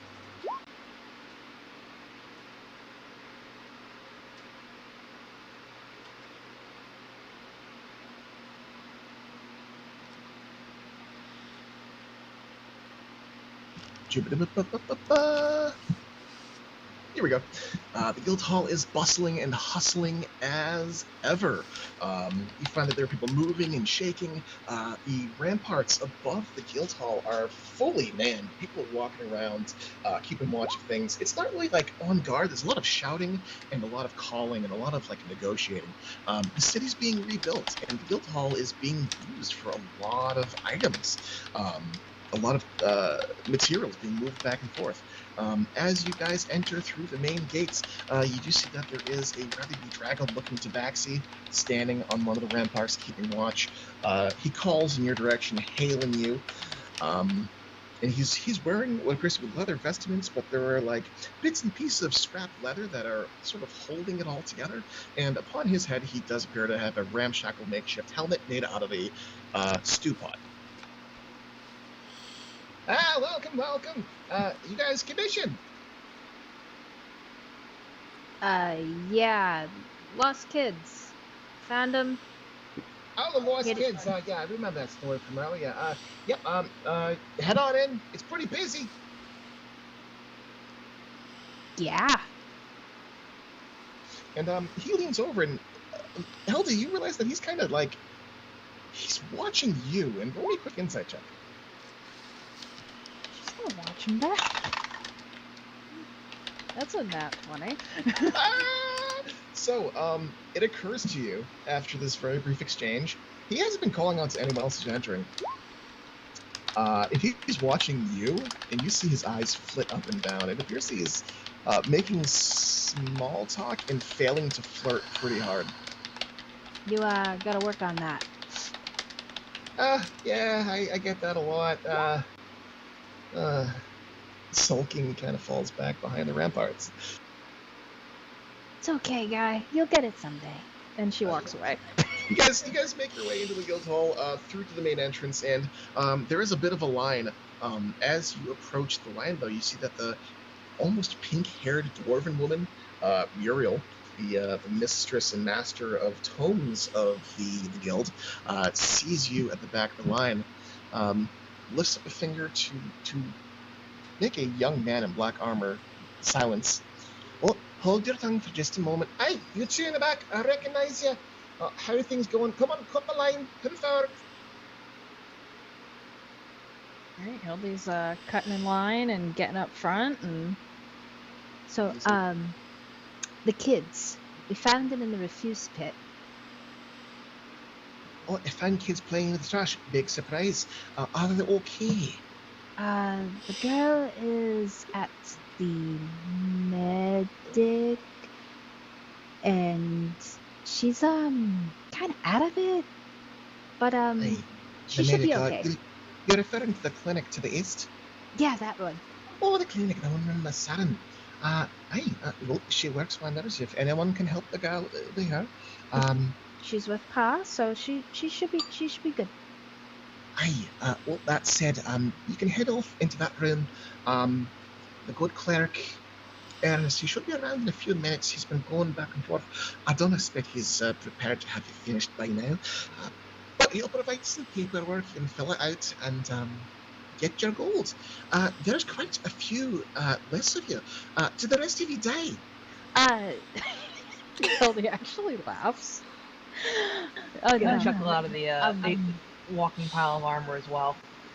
No. 2 went to the clinic.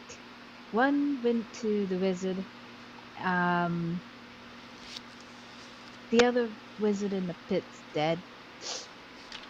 Oh, the wizard of waste got wasted, you say?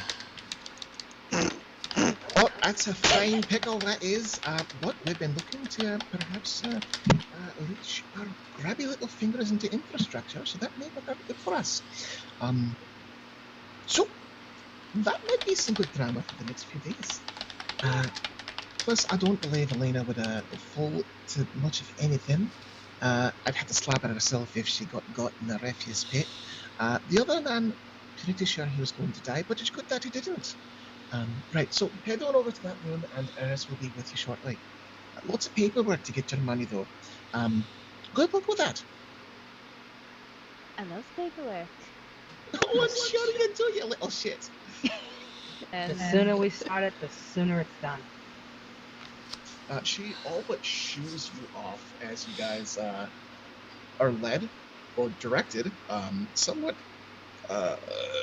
brusquely toward the same meeting room that you guys had come into before. There's a big round table with several seats situated. You see a chalkboard from before that had the briefing on it has been flipped around for a different briefing of a different quest.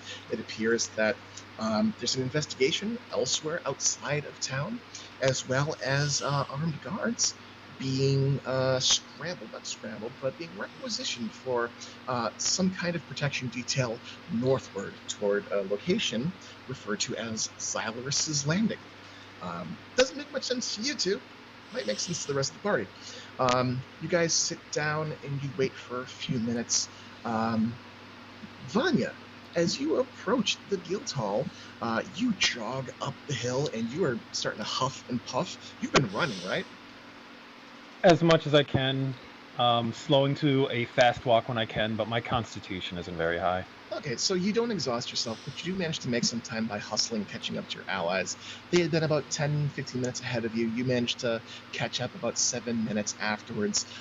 You enter the front area, the front ramparts, the gateway to the guild hall at around sometime before then. There's the Baxi atop the ramparts, and he flags you down as you enter. Welcome back! I remember you from earlier. How are the kids? Excellent. Companions, where? Cool. Oh, you companions. Oh, right. Green Cheeks went in that way, and Tin Soup went in also. You could probably find them over by Muriel. Already moving. Good chat. Thank you. I was hoping she'd give me her name. He sort of sulks and falls back behind the ramparts and lets you go. And sucker for anyone with more than 15 charisma. As you enter, you give me a quick dexterity saving throw. Dexterity saving throw? Dexterity saving throw. Because you were running and you were not looking.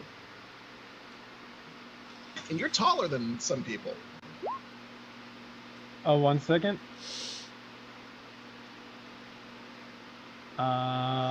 Okay, that's not an ability check, that's a save. Yeah, nope. I'll take the 12. That's a 12. You don't fall on your ass, but you do nearly bowl over a diminutive figure, a very stout little toe-headed gnome, covered in very heavy chainmail with a club at his side. Oof! Ah! Oh, I'm so sorry. So terribly sorry. I juggle my things and try to offer a hand up. He reaches and clasps your hand, and you pull on a piece decidedly heavy, but you pull him up with a jingle and a jangle of his armor. Oh, well, thanks for the lift, tall, pale, and handsome.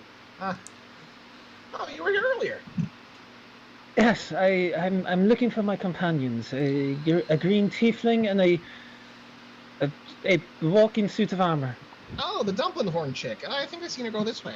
Come along. The what? And he leads you into the building. He's a dumpling horned chick. Leads you inside, passes by Muriel, and well, if you want to wait in line, Muriel can hook you up over here. Yeah. And he breaks off from you, making his way toward one of the open doorways. And as the door opens, it swings open, and you see that the companions are beyond the other side. I see my companions over there. You see them. I immediately break from the line and head in that direction. Oh, you've got to take it. Oh, well.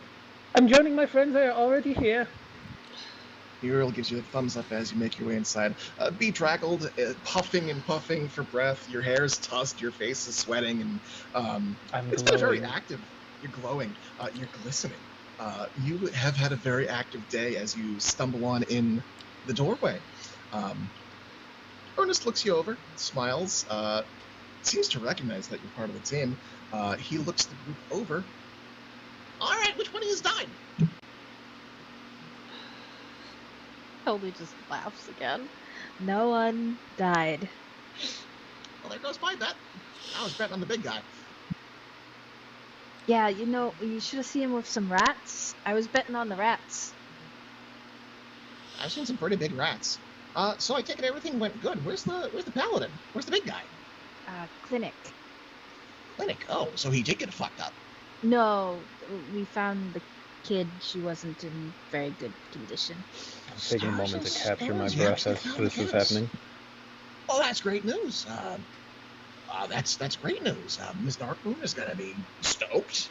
She's been working with those kids since she posted the damn thing, and well, I suppose Park Poe is gonna be pretty pleased himself.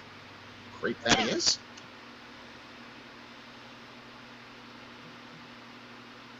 He begins to move toward one of the desks, pulls out some sheets of paper, and presents them on the table. It's a big stack. All right, well, we'll go ahead and corroborate the story about the girl at the clinic. I don't think any of you would mind. And if you guys could just give a quick breakdown of what you saw and what you did, it would help us in the future with other quests along this line. Feel free to. There's a small survey at the end to give your handler a good review. That's me. Give me a good review. I'd like it. I can grab some pencils. Hold that thought. Tall, pale and handsome, take a seat over here. Let's all drink of water. God damn, girl. Be back shortly. And he leaves you guys by yourselves at the table momentarily as he acquires some stuff to write with. What'd you do? Find some more dogs? You look like you've been running. You haven't started writing any reports yet, have you? He hasn't even given us pencils. Did you not hear him? He's getting pencils. Hey, there are other things on my mind. We cannot talk about the monster we saw there. Why? I went to see Wizard Crosp, and his new assistant is intense and knows something about the monster we fought, and it is not something that is worth. It is a much larger problem. Weird magic but shit. It's magic shit. It's weird magic shit. Okay. Weird magic, the weirdest magic shit. As Incognitus goes, watches back and forth between the two of them. Okay, so it was a hag. No! We had to kill something to save the kids. We can say it was simply some undead monstrosity, and we burned it when it was dead to make sure it did not rise. Yeah, but a hag would be so much funnier. No, it really would not. Oh, Vanya. I feel like I'm having another panic attack. I think you are. Give me another d20. Oh, shit.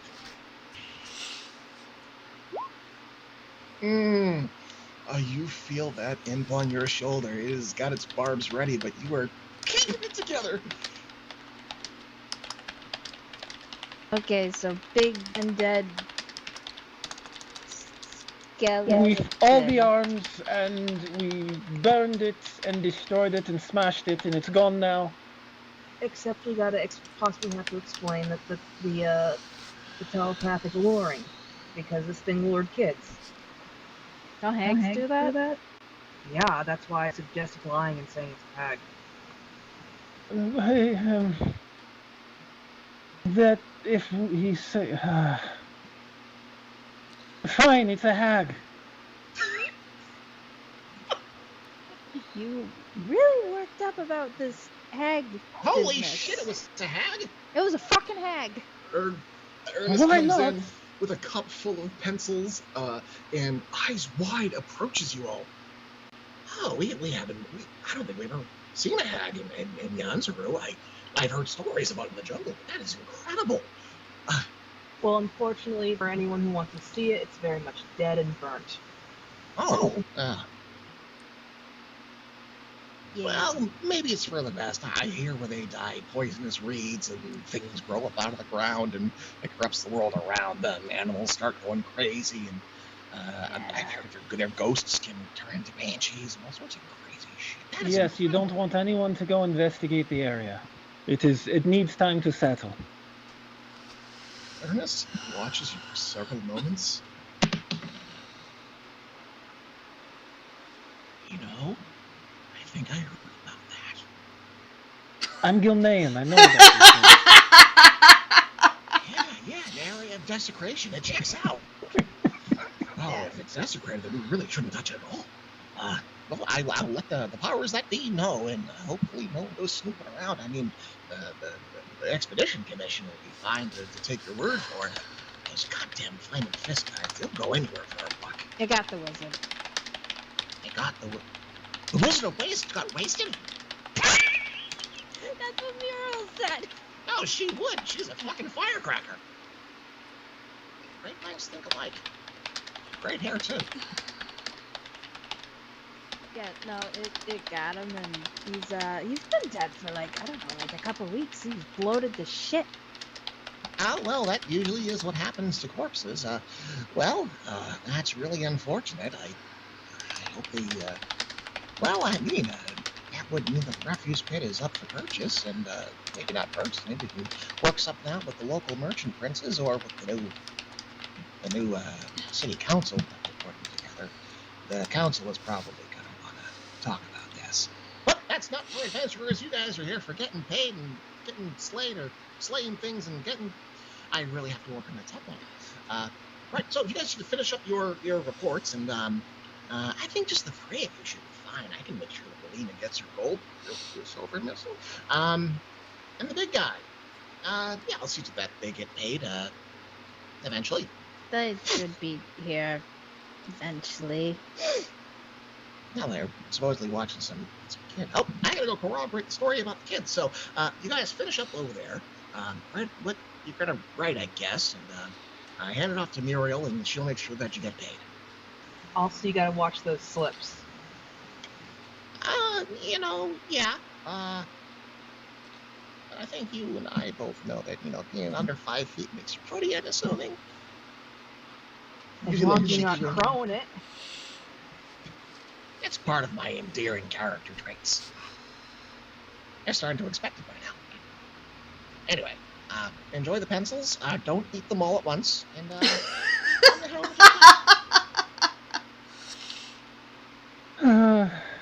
You know what's pretty fucking weird? The wizard didn't rise. 'Cause bodies do things. Why didn't he do the thing? It might have been a side effect of what he was doing. No, I think they would do it more, though. Unless one of those bubbles or rings on his fingers was to prevent it. Fine, give me an Arcana check.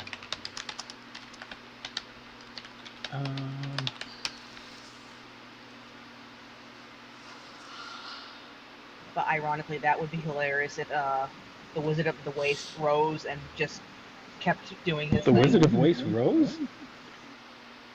Wizard of the Waste got wasted. Wizard of the Waste got wasted. My character sheet is loading. Ah, okay. 2 hours later. 2 hours later. 3 sessions later. Arcana. So you're not entirely sure why he hasn't raised. Something tickles the back of your mind that might be magic related, but you can't quite pin it down. Elena might know. All right, so as you guys finish up your dissertations, it's around this time that Alina and Banjay, you guys would have gotten into the clinic, set down Sana, had her looked about, and about a half hour would have passed since then, maybe closer to 15 minutes considering how much further you guys walked. So dialing it back to you guys, there's an unconscious child. There's Salin, who is dutifully performing her tasks. There's the dwarven man, who has decided to stay and watch after his daughter. What are you guys up to? I will move forward and give Solin a kiss on the cheek. Alright, I'm leaving her in good hands. I need to get cleaned up. I've been crawling around the refuse pit. That's probably for the best, love. Check in anytime. I will probably be working throughout the evening on this one. I will get some food and make sure that you eat something some point. Oh, yes, I am at a calorie deficit. I would appreciate that. Thank you. Mbanje is gonna wave, especially to Noodle, as they head out. The snake nods at you as you go, and you feel this sort of like this slow jiving motion of its neck as it watches and bobs and follows you go. You guys make your way out of the clinic, and it is getting dark out. The sun is just about finished setting. The stars are out. The moon is out. And you find that the city is still bustling. Torches are lit. People are moving. People are carrying lumber. You guys are right next to the Sailors District. You hear loud carousing, the sounds of distant fist fighting and cheers. The sound of, business and movement. And the city does not want to go to bed yet. Where do you guys head to? We should go check in with the guild hall, fill out our reports. I only usually write 5 sentences. I'm pretty sure Muriel either loves it or hates it. But go get paid and, Slade paid late. Indeed, I need to check up on the kids, but probably get that money situation situated. I'm not usually one for reports, so I'll let you do that. Yeah, usually you just gotta, fill out, a couple sentences, went into a refuse pit, found child, killed monster, smiley face. And then sign your name. That's what I usually do. I went to a place, I killed a thing, I did this. Smiley face. I'm pretty sure Uncle Nori hates it. She's saying this as she's, walking them to the guild hall. Oh, how about now? Okay, sorry, my trigger is a little bit off. It's keep missing the button. So as you two make your way up the stairs and toward the guild hall and through the main entryway, that tabaxi waves at you guys, and he calls after you, Alina. Welcome back. Thank you. How's the evening? Not too great. I gotta take up some more pointers from you. I've been keep shooting and missing. Alright, maybe after I, you tell me a good place to get some dinner around here so I can get it to Celine, and I'll give you some more pointers on the girls. And I'll give him a little salute. Everything's closed. You could try the lost dog, the lost hound. Yeah, give it a shot. And I'll give him a little salute heading in. He watches you go, gives you a salute with his little bucket that he's wearing on his head. As you guys make your way inside, you cut the line. You know what you're doing. Yeah, Alina walks in like she owns the place. Basically. You muscle aside and push a tall human gentleman aside. Sorry. Who kind of looks gruff and grunts, but as Mbanje says sorry, he kind of just nods. Okay. Muriel, I didn't die! Oh, you didn't die. Great, that means I don't have to slap you then. Your friends, they're on the other side of the door. I think they might be dead. From writing notes. Are they, writing, bones level notes, and she, holds out her fingers, 4 or 5 inches? Well, the cheeky little bastard went in, so I think he's been whining and dining and maybe winding them up. But head on in. They should be ready. They should be finishing up. I should hope they finished up. Otherwise, they may have killed each other. Head on in. And she gestures toward the doorway where your friends had all gone in through. Quick glance, is Muriel wearing her glasses? She is wearing her glasses. They Okay. are on her nose. She's working at peak performance. Perfect. I wanted to make sure she didn't lose them. Alright, head on in. Alright, so as you guys are finishing your notes and your dissertations, your reports, Alina, clad in black armor, shows up with Mbanje right beside her. It's only been a few minutes since you guys had just finished writing your cover story. Is Ernest still in the room? Ernest left before to corroborate the story about the clinic. So he would have probably passed by you, Alina, but not noticed you. And you probably would have noticed him because his perception's really low. And so is Alina's. And so is Alina's. As soon as they walk in and close the door, I'll speak up. We didn't kill a monster, we killed a hag. Weird magic shit. Oh. I might need a little more explanation. I always thought it was a hag. I am happy to provide one. Probably not here. We do not have much in the way of privacy. Alright, But we need to... Okay. I rise the report, I killed a hag. In terms of privacy, Alina, you would know this. Meaty rooms like this are protected by a non-detection spell. Only really powerful magic could eavesdrop, or really powerful ears. Right, so this room is protected against anyone, like, listening in via scry or, snooping. Obviously, magical and non-magical variety. So you could be clear to tell us these things now. Also, we will have to read Selin into this because she is taking care of the little girl. okay. But let me write my report. And then she just leans over on one of the papers and writes, like, went into refuse pit, saved children, killed a hag, didn't die, smiley face, Alina, Morea, and then, like, on the, like, rate my person, she gives, she just draws a dick around Ernest's name. Yes. But gives them all 5 stars. This is not the first time that you have used a phallus to represent the tiny gnome. No. It's somewhat of a tradition at this point. Can I see that paper? Like, Yeah, she's not hiding it. Over. The fuck kind of professionalism is that? It's the kind that earns you a black badge.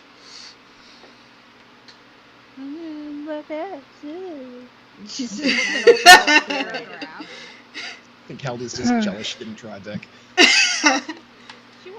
I mean, now if she draws one, It's derivative. popular, so Now it's derivative, yeah. You didn't think of it first, and it hurts. Alright, so you finish up your reports. It doesn't take you guys very long. What all else do you guys end up discussing while inside of the Scrapper Frimble? Once the reports are done, I set all the items down. Well, by the way, I know what these all do. I'll come back to that. All right. So, for the moment, this does not leave this room. When I went to speak with the Wizard Crosp, I caught the attention of his new assistant, a very creepy man, Desmond Fleming. That seems on point for him. He knew what kind of monster we fought. He knew what its type, at least. And he was very concerned and interested in it and what we discovered there. It is weird magic sheet, I say, looking to Heldy, that affects the mind. He called it a cogito hazard, I believe. It's just making up words. I certainly haven't heard of it before, so he very well might. So word cannot get out about it just yet, because it is the kind of thing that could cause a panic. However, we dealt with it, so that's good.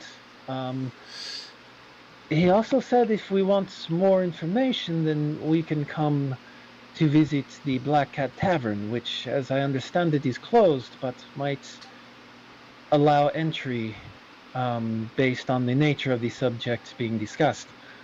So, that said, Incognitus, you understand that you have free reign to return to the Black Cat Tavern when you like. If you were to knock on the door, they would let you in, or they would hear out why you've brought people. Okay. I'll share this that I've got a way into the tavern. Of fucking course, the weird fucking gunslingers know the weird fucking black magic shit. Alright, Also, that is random fine. question. Since Cognito is also part of like my used name, like would I get what that root word is? Cogito?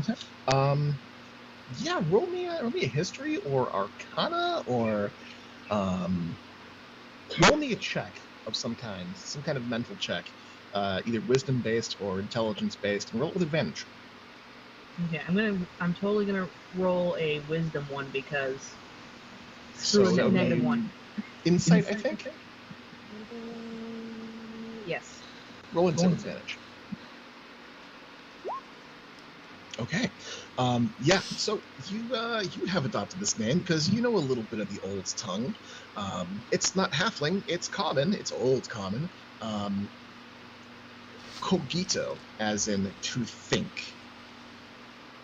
Hazard, as in hazard. The word kind of clicks in your head as a thought hazard or a psychic hazard, something that is dangerous to think about. It's not a term you've heard of, but you got the root word down. But once you get the pieces together, that's probably that. Yeah, exactly. You intuit your way through the definition. I'll also look over at Alina since it looked like she was about to say something. We will need to read Celine into this. She's the one taking care of the little girl. If it's something we're not supposed to think about or talk about, then maybe there's some sort of magic we can use to modify her memory of what happened. I wince a little bit and nod slightly. We do not know how much she remembers. As a child, it's possible that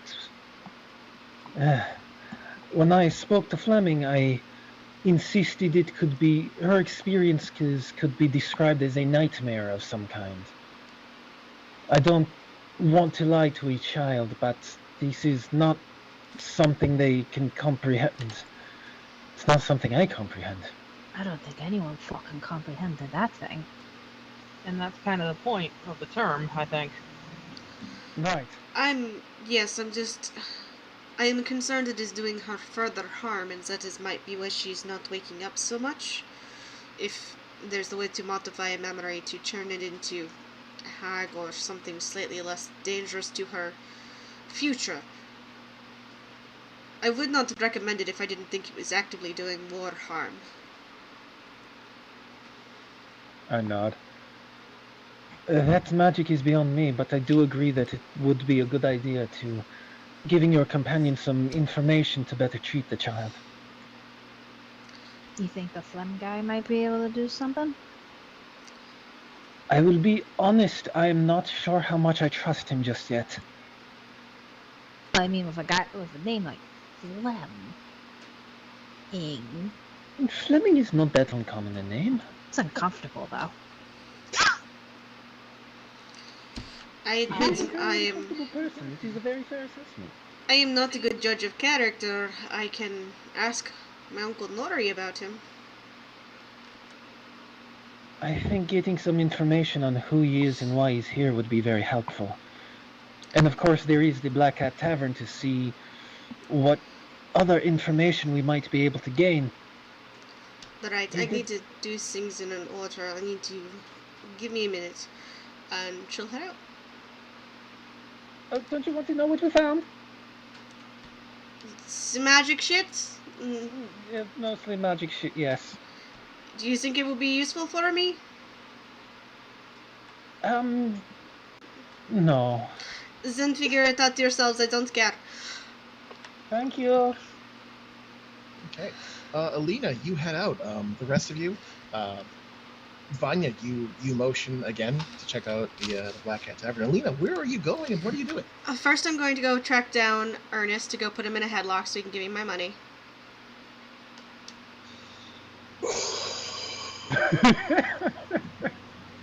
Actually, no, he left. No, Vanya said he left, so I'll catch him later. Okay. Is Neurixius still in the building? Do I know if he left already? Neurixius. You ask around a little bit, and you chat up Muriel, and Nori, he's been back and forth with the Black Cat most of the day. Not entirely certain where he is now. I'll go peek in his office, and Alina, unbothered, just goes to go peek in his office. Like, that's a thing that she can do. Yeah, so the office door is locked. The office door is closed. There is a little sign that says, check back later. Leave a note at the front desk if it's important. Yeah, I'm gonna open the door and look in. You open the door, it is not locked. You peer around. It's a very dimly lit, well-furnished office room with a long desk against one wall, nice cushy seats, nice fountain pen, several different bookshelves filled with books behind it, and a very nice little potted bonsai plant sitting on the desk. And he's not there? He is nowhere to be found. Okay, I go into the office and I rearrange 3 of the books on the shelf. Okay, you go and you start rearranging books. Give me, High cat energy. DM's like, why are you doing this to this poor Dragonborn? Give me a quick, well, you're not investigating, right? Give me just a quick perception. Sure. See, I would have rotated the bonsai. Oh, that's next. Degrees. That's appropriate. Okay. Nothing particular stands out. You perform your mayhem and havoc, leaving this particular man's books rearranged. Slightly rearranged. Not even completely rearranged, like, just slightly rearranged. I'm, like, moving the bonsai plant, like, 3 inches to the left. Just things that only Neurixius would notice. Truly, who is the real monster here? With your task performed, finding he's not around and punishing him thusly for not being here, what's next for Alina? Probably head back to the room. Oh, actually, I'll stop by Muriel. Muriel! Hey! You know the hot gossip. I need to ask about the new wizard. Fleming? Oh, the pet wizard. Oh, Desmond Fleming. Well, he is a tall and handsome drink of water. Very refreshing, nice to see. Bit intense. What do you need to know about him? Trustworthiness? General, like, not a psychopathness? Well, I don't trust any arcanist to not be a bit of a psychopath, self-included. Yeah. But he does seem to have, he was vetted, got a pedigree. I mean, lots of people were vetted. As far as I know, the head of the gunslingers, chapter master, Tom, I believe? Second. Aye, Tom Jackson of the chapter house, chapter master of the gunslingers. He vetted him, informed us that he is a stand-up man, gets the job done, takes orders very well. Personally, I think he is got machinations of his own, but which wizard doesn't? It's the nature of wizards. In the nature of wizards, they've all got secrets. True fact. And they're always willing to stab each other in the back. That is true. But now that young why I'm a Master Frost has paladin. got a bit of adventuring under his belt, I think he can take the man. Aye. Well, I mean, as the cat will get over it. And she just gives Muriel a wink. Oh, methinks his cat's going to be quite upset, actually. Really now? She kind of like lays one hand and then the other. Hey, hell hath no scorn like a cat's fury. For so I've been told. Oh no. He pissed off the cat. That's not good. She nods a little bit. Alright, well, enough gossip. I should go meet my group. She nods in your direction. You and I will have tea soon, though. Oh, looking forward to it. I'll put a bag of nails in charge and see how it floats while we drink tea to it. Oh, that sounds brilliant. She gives you a knowing, smiling nod and flags another person to come down and starts filling out more paperwork. Alright. Go back to the office. Alright, so Nerexius wasn't in, but I found out that the chapter master was the one who vetted our young arcanist Flaming, and we'll have a better read on him. I don't know people and should not be trusted to trust them, I guess. I trust everyone, apparently, too much.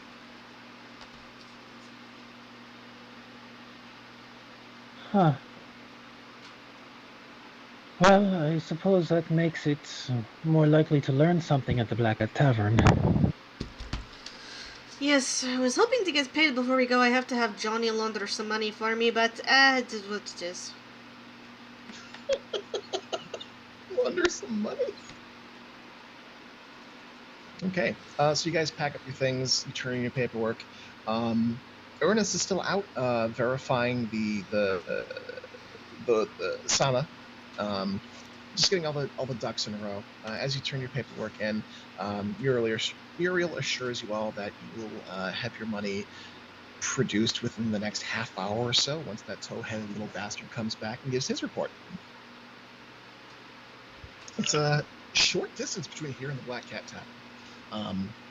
So you guys head off in that direction. You find that the tavern is shuttered. The windows are shuttered. There's a sign on the door, closed until the date is listed on the board, and it's going to be closed until tomorrow, it looks like.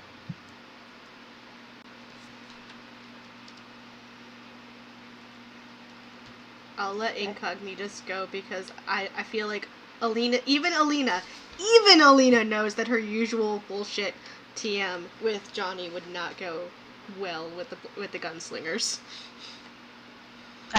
We can go fucking do whatever. So, Incognitus, the rest of your party kind of stays put and urges you to head forward toward the... So we're trading paladin bullshit for halfling bullshit. Basically, yes. So, Incognitus, you approach the door. You find that the sign is very much flipped to closed. I give a smart rap on the door. A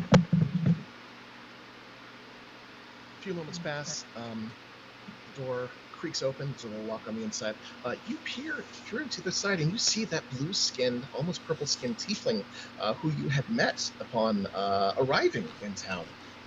One called Johnny, who apparently has some kind of connection to the gunslingers.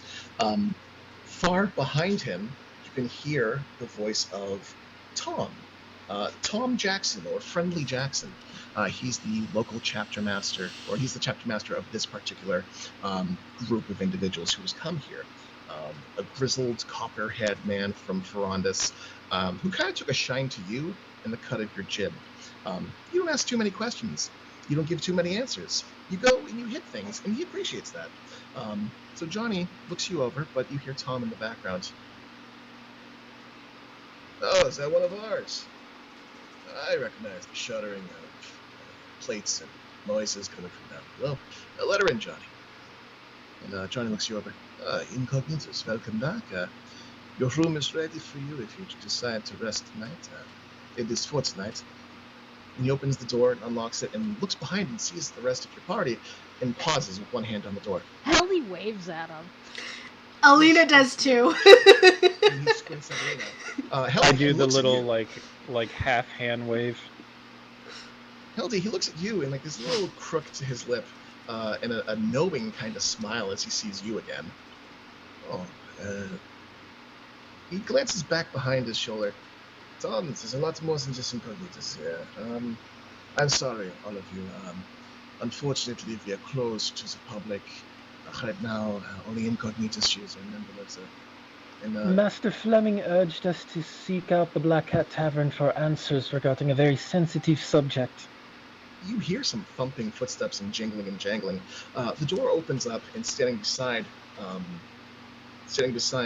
Johnny is a somewhat shorter, tan-skinned, grizzled-faced, copper-haired man.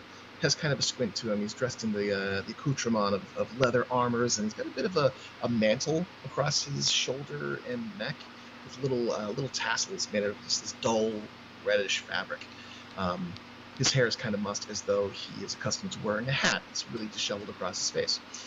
He looks the group over. Fleming sent you this way. What all about? And he leans against the doorframe, looks you all over, and you see that there's a sort of intensity in his eyes. And he doesn't seem to be scrutinizing. He seems rather quite interested. Old man doesn't get fussed about much of anything. Tentacle monsters. Tentacle what? My And- fucking tentacle monsters. I hold Probably out. something to be talked about behind closed doors. I Yeah, hold up that. my hand, and I use prestidigitation to conjure the word cogito hazard across the palm of it. You see, as Tom looks nonplussed, but you see Johnny's face go very still, and his lips go tight, his brows furrow, and Alina, you haven't seen this kind of intensity on his face since the city fell, as though he's ready to throw down. Tom reaches up and brushes a few strands of hair out of his face, furrows his brows, and looks around and opens the door. Flags you guys to come in with 2 fingers. He looks toward Johnny. Go get that dragon friend of yours. We've got some things to talk about, I think. As you guys make your way inside, Johnny leaves. The door closes behind you. You enter into the dim-lit room of the Black Cat Tavern. The scent of cigar smoke is still hanging in the air. There are several men in this room who are locked on you guys, staring at you from their different positions. Some with hands on their hips as though reaching for something, all sharing that same intensity that Johnny showed just a moment ago. And as you guys are left here with them, that's where we're going to call it for tonight.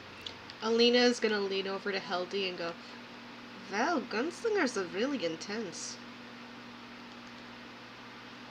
Tell me about it. I really hope we're not about to get into a fight, because I only have 3 spell slots. It's just gunslingers. They don't do that much damage. I was gonna say, You mind only if have I plus 12 to hit. roll an insight to see whether they're like antsy or whether or not they're just if they picked up on what Johnny picked up on. Yeah, you can roll an insight check real quick. With a 20 insight, Incognitus gets this sort of impression from them that though you share a history, they are ready to throw down if any of you have been compromised. It looks like as though they're studying you and looking for something that is out of place or something that is wrong. They're on high alert. Although, Mbaji better not shapeshift.